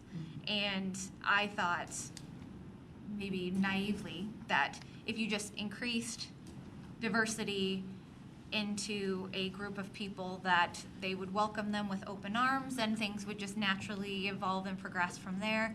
And somebody who mentored me in my career said, if you introduce this concept of diversity to people that aren't ready to receive it yet, then you're really doing those people a disservice, that you're trying to influx into an organization that isn't ready for that level of diversity. And I personally had never thought of it that way. So that's just my opinion and my perspective, is that if we have a full-time employee that is the champion for this program versus a consultant, it's really easy to get angry with a consultant because they're just going to leave at the end of their contract.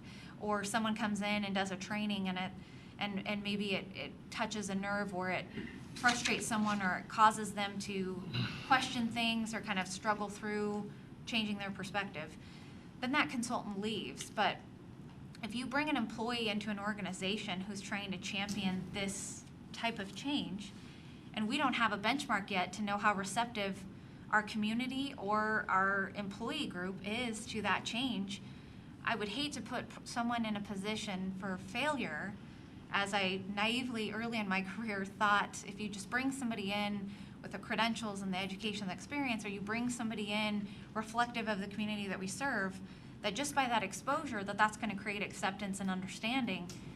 In my experience and the wise mentor that I had, it didn't work.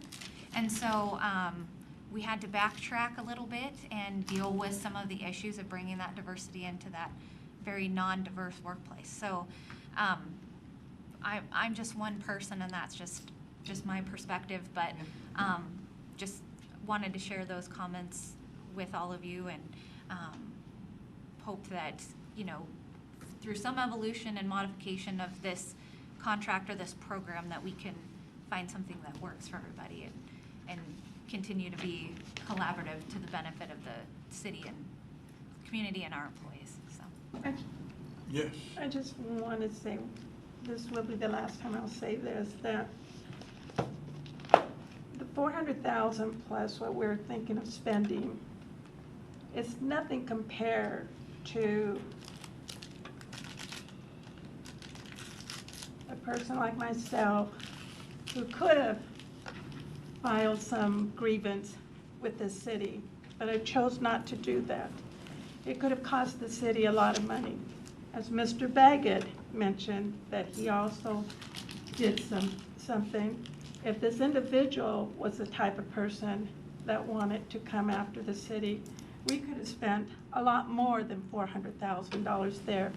So with Mrs. Wells saying that we're not in a crisis, we're not in a crisis, but we could be. Yeah. We could be if we are not open to doing something different than what we have been doing. And that's all I'm going to say. Largo. We keep trying to use the money as a scapegoat. You've shared with us there's one-time funds out there, and you're going to get that information.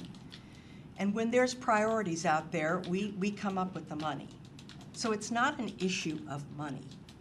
It's an issue of what is it going to look like, and who's going to be participating in it, and is it going to be racial equity and implicit bias? Is it going to be whatever, and you're going to work that out, so that we're doing messaging. I think that everyone here on the council, I don't know about Larry, but I think I do know about Larry, believe that this is something that we should tackle. I believe so. And, but the issue is really the format and how we're going to get what we really truly need to deal with equity and social justice and opportunity in Auburn.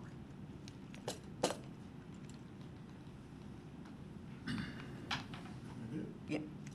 Any further, John? No, I think the public has a pretty good idea who's going to vote next week for it and who's going to vote against it. So I better throw my 2 cents in. I'm going to vote for it. I believe in what we're looking at is inertia here. Sometimes the hardest thing to accomplish is to get a program moving. That first step is so important. Now, once it's moving, once you're getting the inertia up, then it's easy to make a course correction. A couple degrees left, a couple degrees right. You can steer it in the direction that it needs to go. But you have to get off the dime. You have to get it moving. And it's more than past time for this. This is a quote that I gave to this council, read at this council 5 years ago. And it's from a book called Sacred Ground, Pluralism, Prejudice, and the Promise of America by Ivo Patel, Boston Press, 2012, excuse me. And the quote is, where diversity is a fact, it's a mathematical equation. Pluralism is an achievement. It means the deliberate and positive engagement of diversity. It means building strong bonds between people from different backgrounds. So I think it's time that we get this program moving. We've seen organizations that have such programs in their organizations. Auburn School District, Renton comes to mind, looking at the economic benefit they've had. They've had their program in place for 8 years. And I'm sure it was not without rough edges when it started, but at this year's State of the City address by the mayor of Renton, he's attributing much of their economic growth to their diversity program in their city. So I think it's time we get out of detent and move. Okay. The hour is near, right, on this subject? Okay, we'll go, we're going to take a break.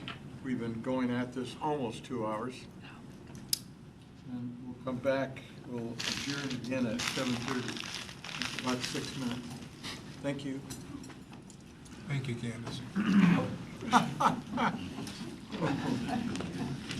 Pins underneath me and walking.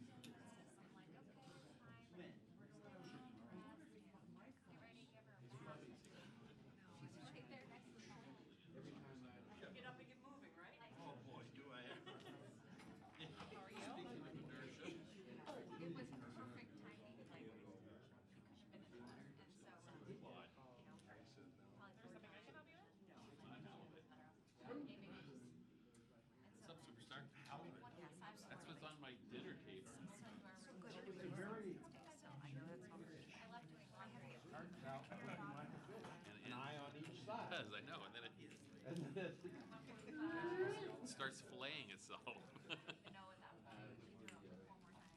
We had an assistant chief who was sleeping No. He's out sick, and he lands. And it's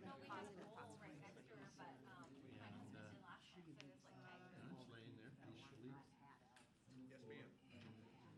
It starts flopping. And so he pulls out his gun and is gonna do the coup de grace. In a boat? In the boat. A great idea. Yeah, punched a hole right through the boat, a Right. fiberglass boat. Yeah. With the shillelagh over there. So sorry, I was out, obviously for the holiday and then for Friday. That's a long time, 2 hours. There's a lot of years represented up there. Concern that was raised that was discussed around the table. Where do I find Oh, I've had it. That was here for the I went up to look at it, and it just says, but here's north and south. Because, yeah, that was hard for me to find. I wanted to let people know, all I had was a dull photograph of a field. But a map works so much better when you have a dull photograph. Well, one of the sites is the north side where I was driving. I know, but is it on the south side? Oh, it is on the middle. Yeah, I just need the information. They bought those for me because there's a date there. I'm gonna fill it in. And these apparently can only be dates where it's like very limited. For my last confirmation, to make sure. So they don't have No, these are the, these contracts. Oh. And so I would fill in a date because that's when the mayor's meeting, that's what happens. That's when the clock starts for me, is when the mayor signs it. They inform me to stop it, but I couldn't ever. Yeah, and I think the person's response is These ones don't? not to stereotype by names, right? Because I'm trying to learn myself. Names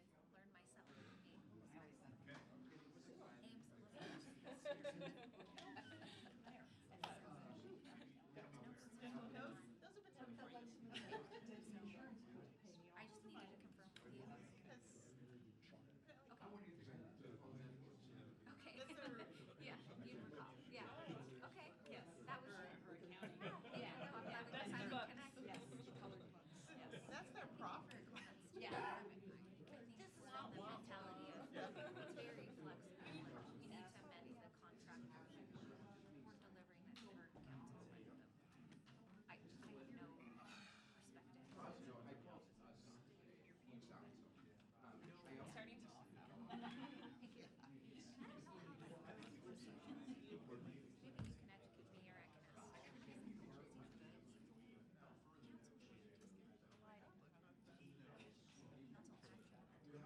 Without knowing the name.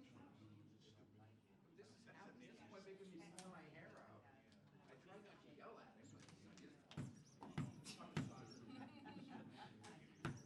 it's very helpful for me. I'll use the other one. Thing is, I'd rather just acknowledge. Same results. Those names go down in statistics. Well, hit that too hard or Jason will get on you. That's better. We're gonna start up again. They're in the bathroom. You have access to that?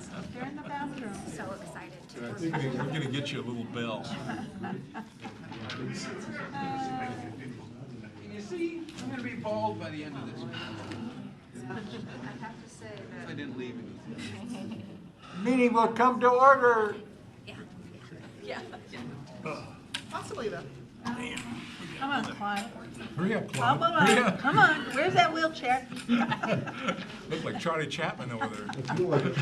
Just dye your mustache now, Clyde. Oh, I know. Don't I felt so overdo it. bad. Don't overdo it. Okay, we'll now go to item 3B as in boy, resolution 5443.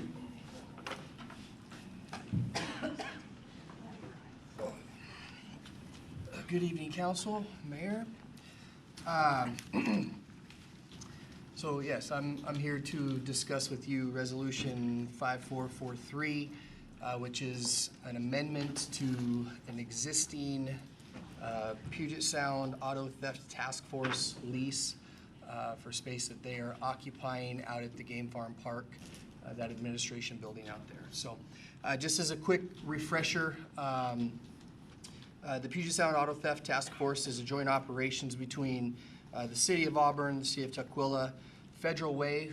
Federal Way is the administrator of the joint operation. Bonnie Lake, Lakewood, the City of Tacoma, the Pierce County Sheriff, the King County Prosecutor's Office, and the Washington State Patrol. And as their name would suggest, they focus on auto theft related crimes. Council previously approved Resolution 5303 authorizing Auburn to take part in the joint operation, as well as Resolution 5324, which will authorize the mayor to execute that ILA, acting in the form of a lease for the aforementioned premises that I just spoke about. Funding for the Puget Sound Auto Theft Task Force comes from a biennial grant through the Washington State Patrol. So on that, the City of Auburn was recently notified by the City of Federal Way that the funding, the allocated dollar amount or the funding amount for that particular program was reduced. And with it, they were needing us to amend the agreement, reducing the amount that they pay for rent and utilities. So currently, as the lease states, the task force pays $3,000 a month rent, plus an additional $2,000 a month to cover utilities. The reduced funding only allocates them to pay $3,000 a month. That would include both the rent and the utilities. That's about a 40% reduction from what the previous grant cycle allowed, but that's what they were allocated. That was the main part. The other smaller but also included in the amendment would be tying this rate to their biennial cycle. So if the next cycle, if they were to get increased funding, that would allow us to go back and recapture some of those losses that we're realizing as well. And then just for ease, just making the signatory in counterpart available where it was not in the original.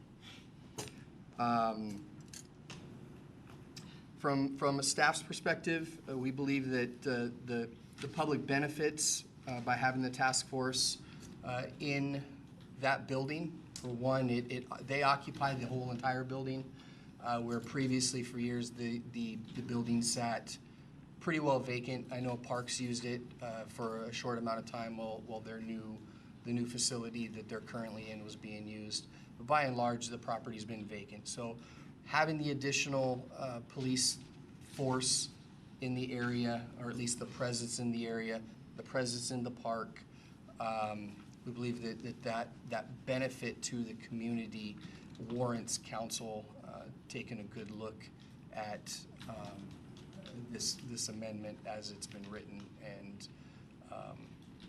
deciding how you may. So that's it in a nutshell. If there's any questions, I'm happy to answer them as best as I can. If they're with regards to the operation of the task force or things of that nature, then I'm going to have to deflect those to some others that are here in the audience. Yes, Yolanda. How many vehicles are going to be parked there? I don't have an exact number count, but I believe, just as a way of reference in your packets, I put the previous, or the current lease. And if you look on the very last page, there's a highlighted section that's considered the parking area. It's just it's a depiction, a picture. So I couldn't tell you the exact number of parking stalls, but there are a fair amount there. So there'll be cars parked there 24/7? No. No? Okay. Yeah. Claude? Sorry? Yeah, well, I could probably answer some of that. So right now, the task force has kind of a flexible schedule, but they really work kind of a late swing. They're probably there until 10, 11, 12 o'clock in the morning, and then after that, there's nobody there, so. And there's roughly 13 detectives, 2 supervisors, and some administrative staff, and most of those, everybody has their own vehicle, so there's several vehicles in and out of there throughout the day. Thank you. Josh, is the $3,000, does that become mainly cost neutral for the building? I mean, I'm sorry, can you repeat? The $3,000 that they're gonna pay now for rent and utilities, does that become cost neutral for the city of Auburn, or is there additional costs we're looking at because of what they paid previously? So, the city owns the building, so with, free and clear, I don't believe we have any bond on it so that we're repaying any debt for that matter. So really the cost would be for the utilities that which we pay.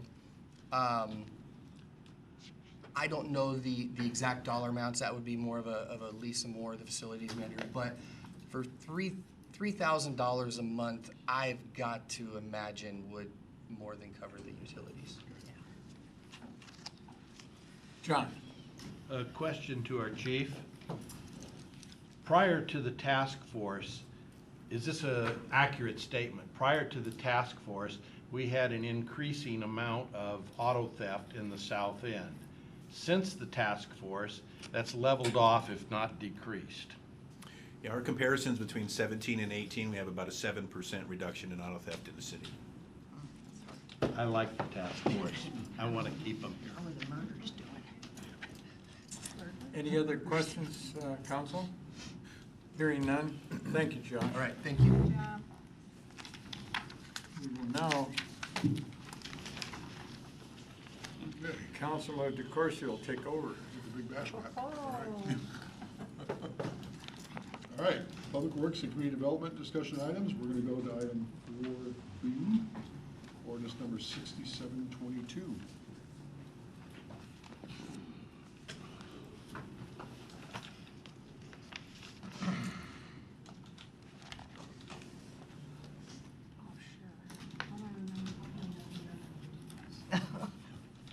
What's the magic button? Start slideshow, where is it? It's at the bottom, Susan. You can put it in the slideshow down. There it is.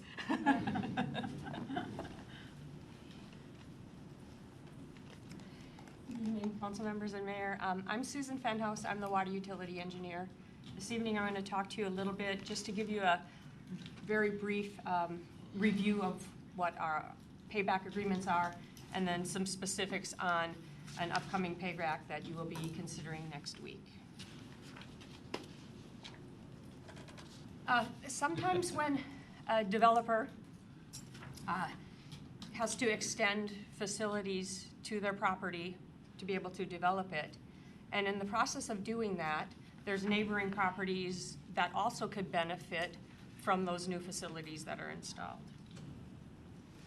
A payback agreement, which is also called a latecomers agreement, is one way for that developer to recover some of his costs of putting that in, because others can also share in it or benefit from it.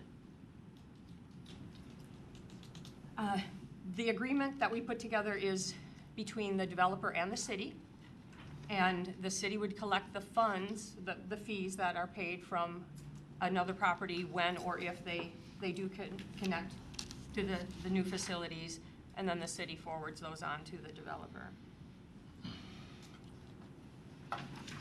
So this particular payback is in the northwest portion of the city. North Auburn Logistics built a new warehouse on the corner of West Valley Highway and South 287th Street. So they extended water main along West Valley Highway and then west on 287th so that they needed it for their development. As you can see on this slide, there are 7 other parcels that could benefit from that if or when they develop further those properties and then get a permit to connect to the new water main.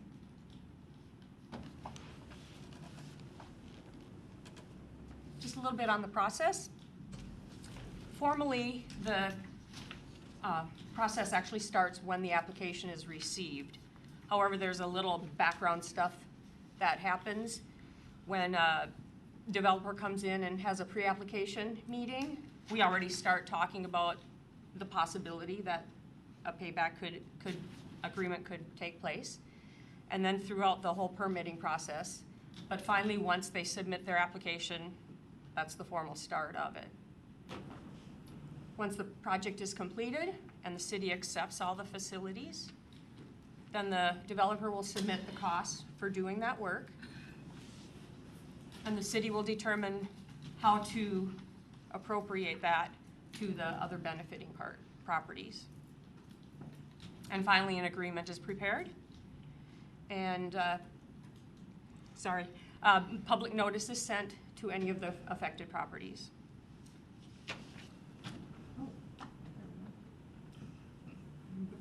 That's where we're at right now. So the next steps, and this is for the council's consideration, next Monday on July 15th, there will be a public hearing, and any of the benefiting properties will have a chance to comment. And then following the public hearing, the council will consider ordinance 6722 for approval of the payback agreement. Any questions? Council, Bob. Yeah, Susan, quick question. I'm sure you answered it, but is it my understanding that over a 20-year period that we will collect that $188,000? Potentially, yes. There may be one property that never does develop in that time. That amount of money then would not be collected. I see. Okay, well, thank you. Any other questions? Thank you, Susan.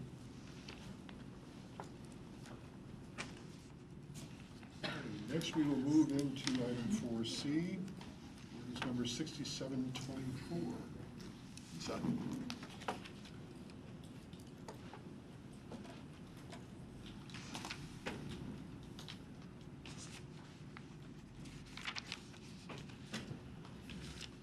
Good evening, Council, Mayor. Thank you. I have just a couple of housekeeping code changes to talk with you about tonight, and due to the lateness of the hour, I will try to make it extremely brief. The first one has to do with when a property abandons its utility service. So they disconnect from the utility service and they're no longer paying for utility services, then what would we do about that? And how would we start up service again once they are ready to redevelop the property? So when a building gets demolished, the first thing we do is the applicant asks us to remove the service, the water service, and once that's accomplished, the applicant will cap the sewer, and that stops the water and sewer billing. So that's the date that we're really focused on. If they also remove the foundation and all the other hard surfaces from the property, we can also stop the storm billing, although that doesn't necessarily always happen. Sometimes they leave hard surfaces there. But without any utility billing, that property is not contributing to the operation, maintenance, and expansion of our system. So that's why we want to amend the code so that when they buy back in, it's fair to all parties concerned.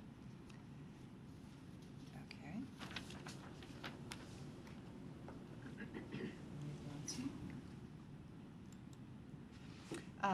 So if that discontinuation of sewer service and water service occurs for a period of 5 years or more, we consider that an abandoned utility service.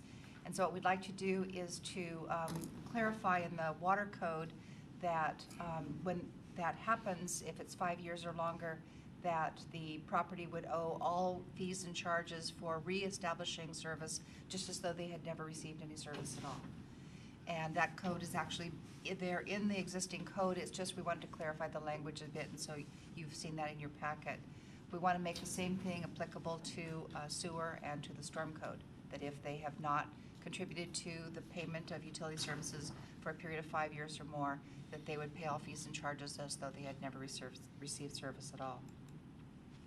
So by adopting this ordinance 6724, that would make it consistent across all three utilities. It would help, they would pay the system development charges that would help fund new utility infrastructure. It'd be consistent with all the charges for that other new customers pay, and it would also be consistent with the King County Capacity Charge Program, which charges if service is discontinued for 5 years, they charge the capacity charge again. And so the next steps would be at next Monday's council meeting for you to consider adoption of this ordinance. Any questions? Questions? Yes, not. Thank you, Lisa.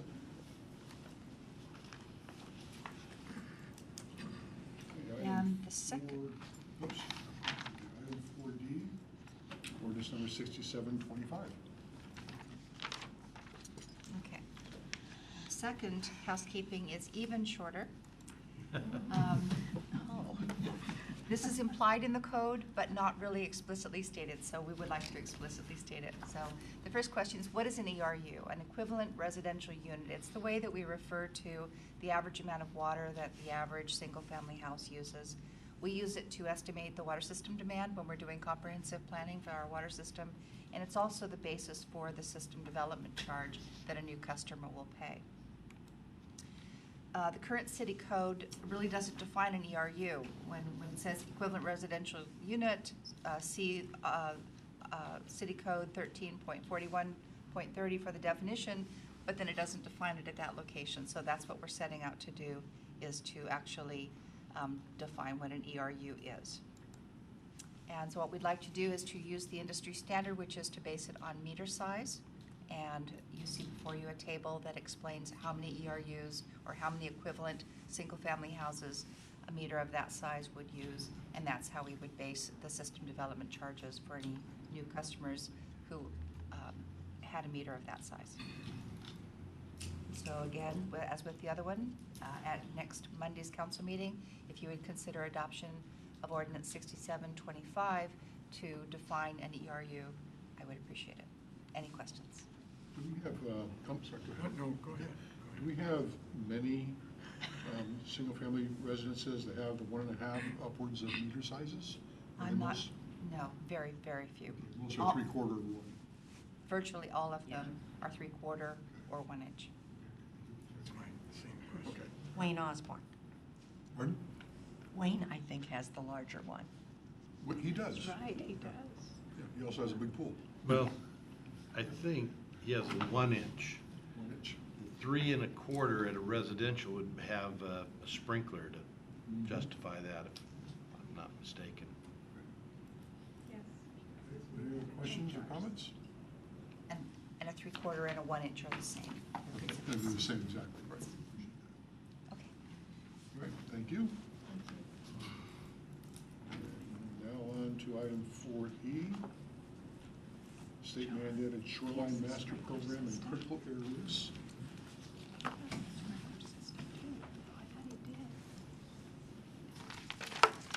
Golf course. Jason next. Good evening, City Council. Nathaniel Gout, planner with the Community Development Department. What this is for you, so we're on page 64 and 65 of the packet. So this action will be coming to the City Council for a month or a couple months. But we just wanted to give kind of an update on a project that the staff and the Planning Commission have been working on for almost exactly a year now. And that's relates to a state mandate that requires the city to update its Shoreline Master Program, or the SMP, which is the document which puts the rules, or that has the rules for developing within the shoreline jurisdiction, which is essentially 200 feet, within 200 feet of the shorelines of the Green or the White River, and then other associated areas, such as if there's wetlands, then it extends that jurisdiction a little bit. So the city's SMP originally was enacted in 1974, last updated in 2009. And so along with the state mandate, there's been a number of changes and updates that have been done in state laws and rules. And so the goal of this mandate is to bring the SMP up to date with those laws and rules, so there's not conflicting rules in the local document, the city's local SMP, and the state SMA, Shoreline Management Act laws. So the Planning Commission staff introduced it to the Planning Commission starting back in July of last year, to start that discussion and kind of give this same kind of overview process and just kind of get their minds thinking that way. So that's what we're hoping to do here tonight. So there's a summary of the different Planning Commission meetings that we've had over the months, so I won't go through those, but as we were working through finalizing kind of one of the early drafts of the changes to the SMP, we sent that to Department of Ecology for review, because they ultimately have to approve it after the City Council approves it. So during that review, they sent us comments back that said, well, hold on a second, you're updating your shoreline, your SMP, but your critical areas ordinance is out of date with the current rules, current best available science. So they said, essentially, you're going to have to make those updates as well, and it's likely that your SMP would get appealed by one of the local environmental groups if you didn't do the critical areas changes at the same time. So we were a little bit surprised to get that comment back, but it was very useful because we didn't want to go through this whole process and then council approves it and then it gets appealed or ecology doesn't approve it. So originally the goal end date was the end of June to get the SMP updated. But staff worked with the Department of Ecology to extend that date for several months, or as long as it's going to take, so that we can work on updating our critical areas ordinance. Critical areas ordinance applies to many things: wetlands, streams, steep slopes, erosion-prone areas, a number of different things, critical aquifer recharge areas. And the comments that the city received back related to wetlands, streams, and also from Department of Health on the critical aquifer recharge areas, which essentially where the wells pull their water from. For the shoreline and wetlands, one minor update is updating the way that they're classified. So it doesn't change much. It brings the science that goes into looking at them up to current standards. Nothing really material changes with that, with the ratings of those. It's when you look at the buffers, the city's current buffers are well below what the current best available science is. So essentially the city needs to update their buffers to either reflect the best available science that Department of Ecology has provided, or the city can pay to do their own study to figure out their own best available science. And in talking with Ecology, there have been some other jurisdictions that have done that.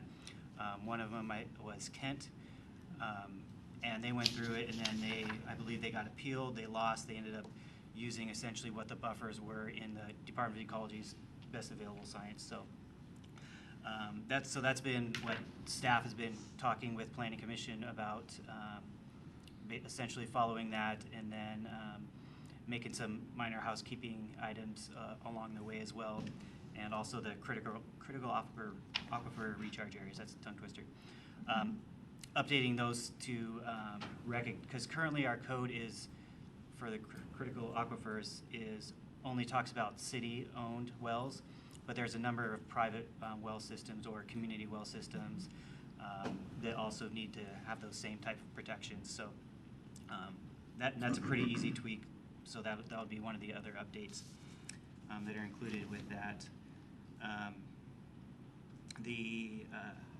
So the Planning Commission has already reviewed. They haven't held a public hearing yet. We're probably going to be looking at doing a public hearing potentially in August or September, just kind of depending on how things work out, and then eventually to the City Council for review. And I can stop there if you want to go jump into some questions. Marco, go ahead. Member Wales? So, for wetlands, there will be an established footage of buffer area, or is it 200 feet? No, I'm sorry. I'll clarify that a little bit. So the shoreline applies to the Green and White River. Okay. The streams, I should have made that more clear, I apologize. The streams apply to, there's streams all over, especially on the hills, so this would apply to those smaller streams. Some are fish-bearing, some are not fish-bearing. So the buffers that we're talking about for the critical areas would only apply to those smaller streams and wetlands or associated wetlands. Okay, And because, you know, as I look at the bridges up there, they have a number of wetland areas, and I think someday we're going to end up annexing it. Could we end up annexing it with problems, or would the... maybe a lot of the sites that we're dealing with nowadays, I mean, there's not really easy land left, so, you know, most of the projects have some sort of critical area involved with them nowadays, especially when we're working in the valley, which, you know, one day the whole valley was wetlands. So problems, no, it's just constraints that will be on the property when they develop, just like like Susan mentioned, the properties up on 287th that are developing, some of those had wetlands, there's a stream on one of them, and so it's just part of the development process. Can I clarify one more thing? So Councilmember Wills, you asked if there will be a set amount of buffer. There will not. It'll really depend on the study and the types of habitat or stormwater quality, whatever type of functions are. Thank you. Yeah. Daniel, so how many of these wetlands we're looking at, and how many signs are you talking about that the city may have to do, or? So sure. So the city would only like the projects I mentioned up on 287, like the signs that are installed and have to be maintained and the fencing, that's all on the developer. So for a typical project, they have to do monitoring for maybe up to 10 years sometimes, and they submit reports. But we have, I mean, if the city does a project like the Auburn Environmental Park, the city would obviously maintain those signs with, you know, Parks Maintenance Department. But in general, there's standards. I think it's every 50 feet is where a sign gets put in. But again, that's maintained by the owner or the HOA, depending on what type of project it is. So it's not really on the city to... Only if it was a city project. Okay, thank you. So you mentioned the private wells or community wells. Is there any impact on the owners of those wells related to what's happening with the ecology, or do they have to bring things up to standard, or? We're still in the process of reviewing that. We're trying to work with the Department of Health to see what those impacts might be. And the benefit will be that development will have to look at where those aquifer recharge areas are, so it'll be protecting those water supplies. That's ultimately what the goal of it is to protect the potable water, your drinking water, and that type of thing. So we don't foresee any, I guess, issues with, you know, potential like homeowners, any negative issues, I guess. So. Any other questions? Okay, thank you. Thank you. Last on public works and development, item 4F, overview of building code compliance. Thanks, man. Good evening. You had us worried. Well, that's a visual aid. Yeah, you're starting to look like Shelley. Yeah, we don't have to go through all of it. Page one. That's Jeff for you. So, good evening, council members, mayor, deputy mayor. I am Jason Crum, Development Services Manager for the Department of Community Development. I have a building code presentation. Going to go into a little bit of history of the codes, the code update cycle, and some of our processes, some examples of how we administer the building code and how that meets state, local, and international code requirements. So Provided quite a bit of background information for council's reading pleasure. For those that are interested, I'm not going to dive too deep into all of these elements, but touch briefly out of respect for everyone's time.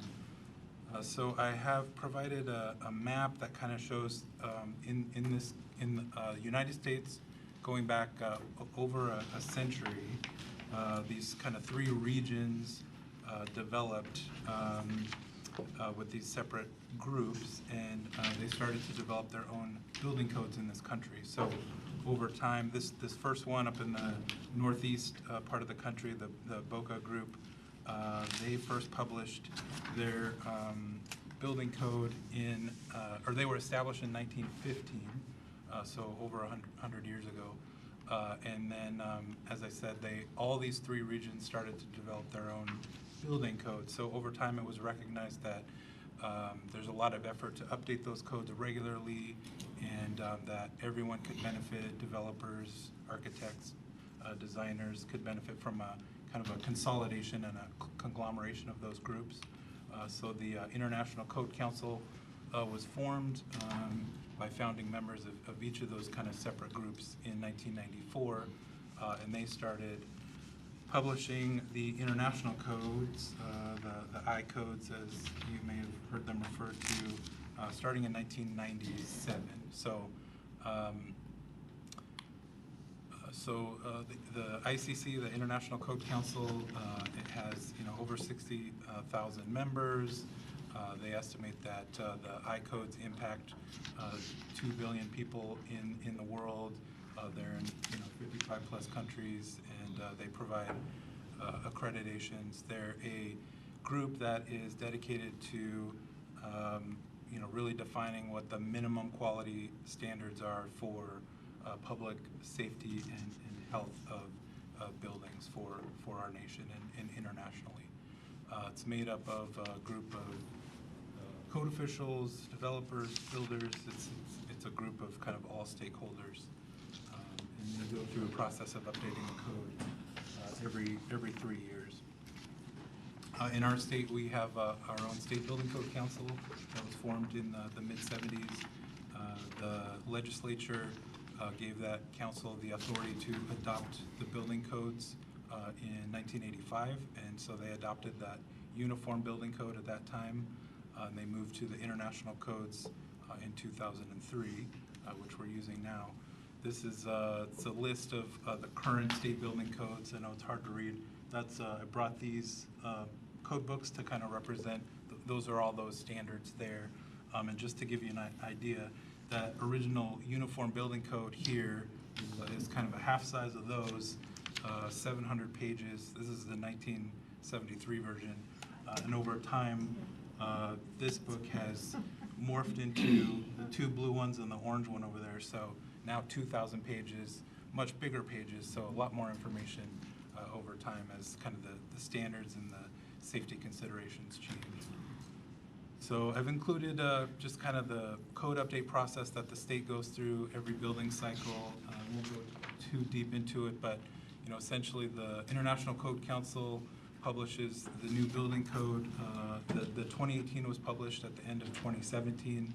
The state really, within a couple of months, started meeting regularly to go through those codes and receive proposed amendments and kind of vet their amendments. They're going to meet this week in Olympia at a public hearing to hopefully adopt those codes, and they will be adopted likely this month, and they will be effective a year from now, July 1st, 2020. So those will be the 2018 codes. And then after they go into effect, a few months after that, ICC is going to publish the 2021 code. So that'll start all over again. So, and we at the city go through that adoption process ourselves, even though it's a kind of a state mandate that we have those codes. We adopt it through our municipal code because it allows us to add local amendments, based on development trends or concerns we have locally. It provides us the opportunity to enforce and allow appeals, and then prosecution in municipal court rather than superior court. So those are some reasons why we as a city adopt amendments and adopt those directly along with the state. Just provide a little background here. I know it's a lot to read. All those ICC bullet points, those are certifications of our staff members. So that building group is made up of 8 full-time staff members, 2 plans examiners, 2 building inspectors, 3 permit technicians, and the building official myself. A lot of experience, collectively 165 years of construction and code administration experience. I feel very fortunate that I get to work with a group with such a robust amount of knowledge and experience. So I think we should all feel pretty good about the staff we have. The codes have a lot of specific language about when permits are required, what's exempt. There are limited exceptions to exemptions from permits. So, and I put on here to point out that even if a permit is not required, a contractor or a builder still has a responsibility to meet the code standards, not just the building code, but our zoning code and other development standards and requirements. The code is very specific about what constitutes a complete application, so it's all spelled out in black and white here. So to some applicants who are applying, hey, I don't have this, can I still submit this? It's not really an arbitrary decision. We consider it's adopted by the state. It's a state law, so complete application, what it is we review upon application, what we inspect, that's all spelled out and listed in code. And I put it in some of these slides. So there's a state code about when design professionals are required, so your architect or structural engineers. There's pretty limited exceptions spelled out in state code, so in most cases, a design professional is required. Here's the minimum elements that are reviewed by our plans examiners. Here's just a couple of, really hard to see, but where you see red markups and blue there, that's where our plans examiners have identified something that's deficient or conflicting information, elements of plans that need to be updated. And even though these plans come in from a design professional, they might be hundreds of pages thick, and the things get overlooked here and there. The design professional might not be familiar with all the systems that the owner is proposing. They might have familiarity with other jurisdictions who have different amendments than we do. So it's good that we have an opportunity to kind of QC that work and make sure that the plans, before they get approved, are meeting those minimum requirements of the code. There's a state requirement to verify contractor license information. So among many of the things our permit technicians do is verify that before a permit's issued, make sure there's a labor and industries license and a City of Auburn business license. As I mentioned, there's minimum requirements for what we inspect out in the field, so our inspectors do that. Code requires us to issue a certificate of occupancy for buildings that are occupied, so it's clear we put in occupancy load and type of use and sprinkler systems. That's all contained here in this document, and that's for the building owner. That's for us and our records in the future when someone comes back in to modify that space or propose a different use. It's for the public. I think someone estimated that most people spend 90% of their life inside a building, inside a structure. So I think we all want and have a reasonable expectation that our structures in our community are safe and free from hazards. So this is really for everyone. I wanted to briefly mention our partnership with the Valley Regional Fire Authority. So they provide inspection and review services for fire safety elements, construction applications, your sprinklers and alarms and emergency communication systems, as well as they provide review services for our civil and land use applications to make sure neighborhoods are planned to provide emergency access and hydrant spacing, fire flow, etc. I mentioned, or I noted here, there is a distinction in the code and our code and the design standards between the fire marshal and the fire code official. So just to clarify, because that's not always obvious, the fire code official responsibility and authority lies with the city and with me and my role. Fire marshal authority is with Valley Regional Fire Authority's office and Karen Stewart. So there's a distinct standards that reference one over the other who has the authority in certain cases. Sometimes, yeah, just to clarify that. I will mention though that we have a really great working relationship with VRFA, and it's really a collaborative effort in most cases, so that we are kind of making those decisions in concert and in consultation with each other. Put a little brief bit in here about code violations. So we receive notification, concerns from, police department, Valley Regional Fire Authority, staff, on their way to work or out of town, other citizens who have questions or concerns about things that are going on in their neighborhood. So our code compliance group follows up on all of those to identify whether or not there is a code violation there, and then they'll work with those property owners to address and correct those as needed.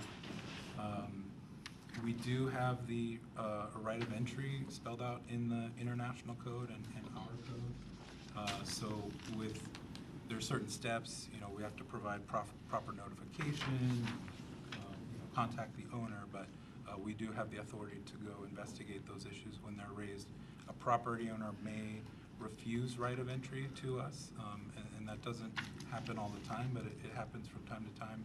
In that case, we work with the police department and our legal department to obtain a warrant and follow through to investigate those issues if there are significant safety concerns. Again, doesn't happen very often. As I mentioned before, we're going to be adopting that 2018 code next year, so I will be back before council, before many of you, not all of you, next year to go through that process and propose some amendments to our current code. So, Any questions? Councilmember Baggett. Just a quick statement. In my former life and with Boeing, I worked in construction contracts and construction management, and I knew how important and know how important that these building codes and compliance with those are. And many times we've run across these and with contractors and other people that not only those people, but the people that are going to occupy those facilities. So they're very important, and we recognize that. Thank you. Yes, I'm glad to see you have the 74 UBC there, because that was my first introduction when I moved from New York to California. Before I was under Boca, and I had to learn the UBC. And I also remember that when we had the residential version of the code, it was that thick, just a little handbook. That's about it. So that's before many people in this room were even born. We used the same thing. It was back in the old days, huh? Back in the old days. So I'm glad to see that's not in the Smithsonian, it's still in your office. So I We appreciate still it. refer to it from time to time. We're dating ourselves. Any questions, comments? Thank you, Jason. Thank you. Thank you, Jason. And now we'll turn it back over to Deputy Mayor Pelosi. All right. Okay, are there any other discussion items? Hearing none. Any new business you guys want to bring up? Let's go to what? Yeah? Do you have I'll some? wait until the. Oh, I'm sorry, okay. I've So now we're going to go started to our off. matrix, which looks like this.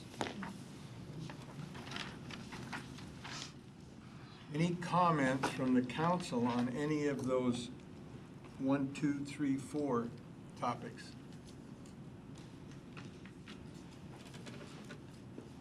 I wanted to talk about one of mine, that the blue ribbon is going to be bringing to our meeting on Thursday about the parks on smoking and vaping. And it's a ordinance, I believe. I was trying to get here where Pat sent our email to us. That she's been working with Dana and our attorney on it.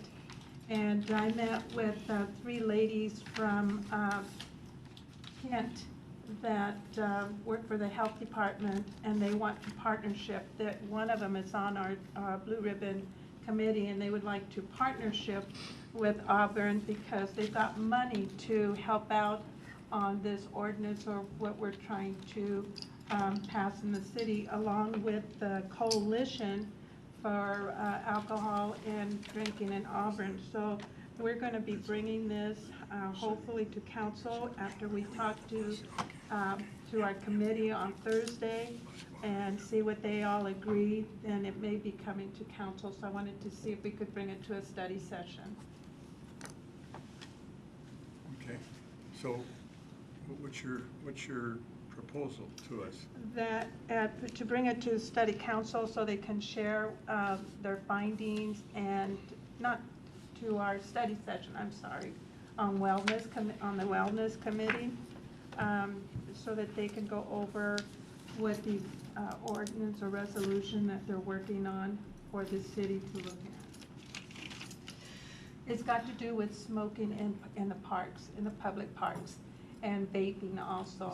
So what would the topic be? Smoking and vaping in the public parks. Okay. Smoking and Vaping. And what? Oh, vaping. Why, people still vape? In city parks.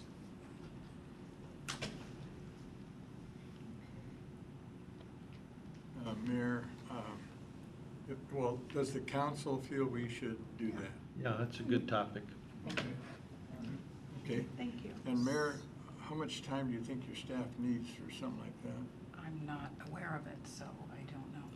I was hoping Dana was here, but she left. So we'll just put TBD then for now? Yeah.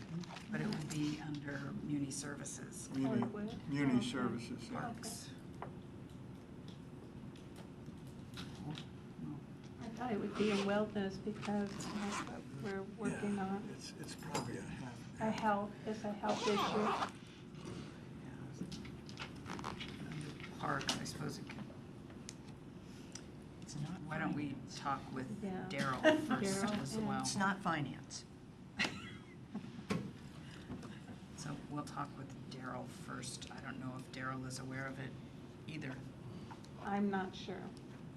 Okay, let's make sure we're talking with the directors. Well, I think they have. I think the lady, the manager from the library, the director, manager, I believe is her name, her title. She has gone to Daryl and talked to Daryl about that. So I'm not sure of the conversation, but she did mention that at one of our meetings.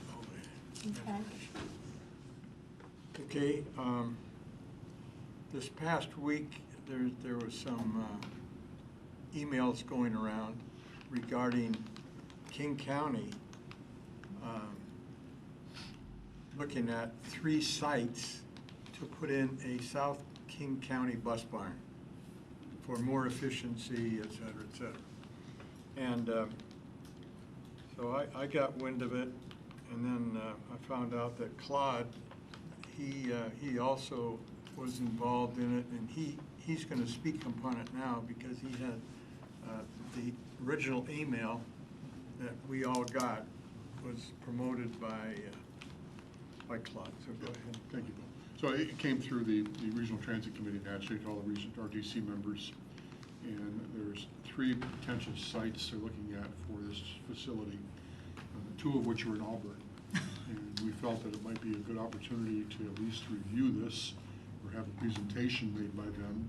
It's in its very early stages, no decisions have been made, but we're looking at a site over on 277th, and the other site is over on B Street off of 37th.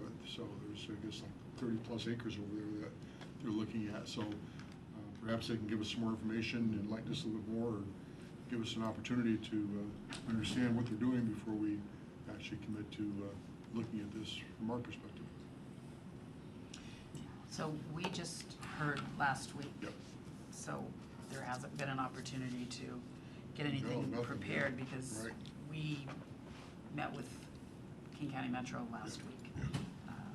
And we might not have much of a choice in the That's matter. true, yeah. But once we have more information, we'll bring it forward to council. You're right, because from the way it even sounded in the article, they pretty much made their decision on 3 sites, so. Where's the third one at? There's one in Canton, I believe, yeah. Right, one in Canton, 2 in our city. I would propose that we put it on the matrix so we can track it. And we can put on the schedule TBD. But at least we won't lose sight of it. And then the other one would be smoking and vaping in city parks. That would also be TBD. Everybody agree? Consensus on that? Are there any other topics that council wants to bring forward for discussion at a study session? Anything that comes to your mind? This is the way to put it on, we can track them, you know. And the bus barn topic, that'd be municipal services? Probably Public Works and Community Development. Oh, okay. Implementation. Yeah. All right. So, everybody satisfied with our discussion on the matrix? Okay. Here it goes. Don't hit your hat. We're adjourned. It works.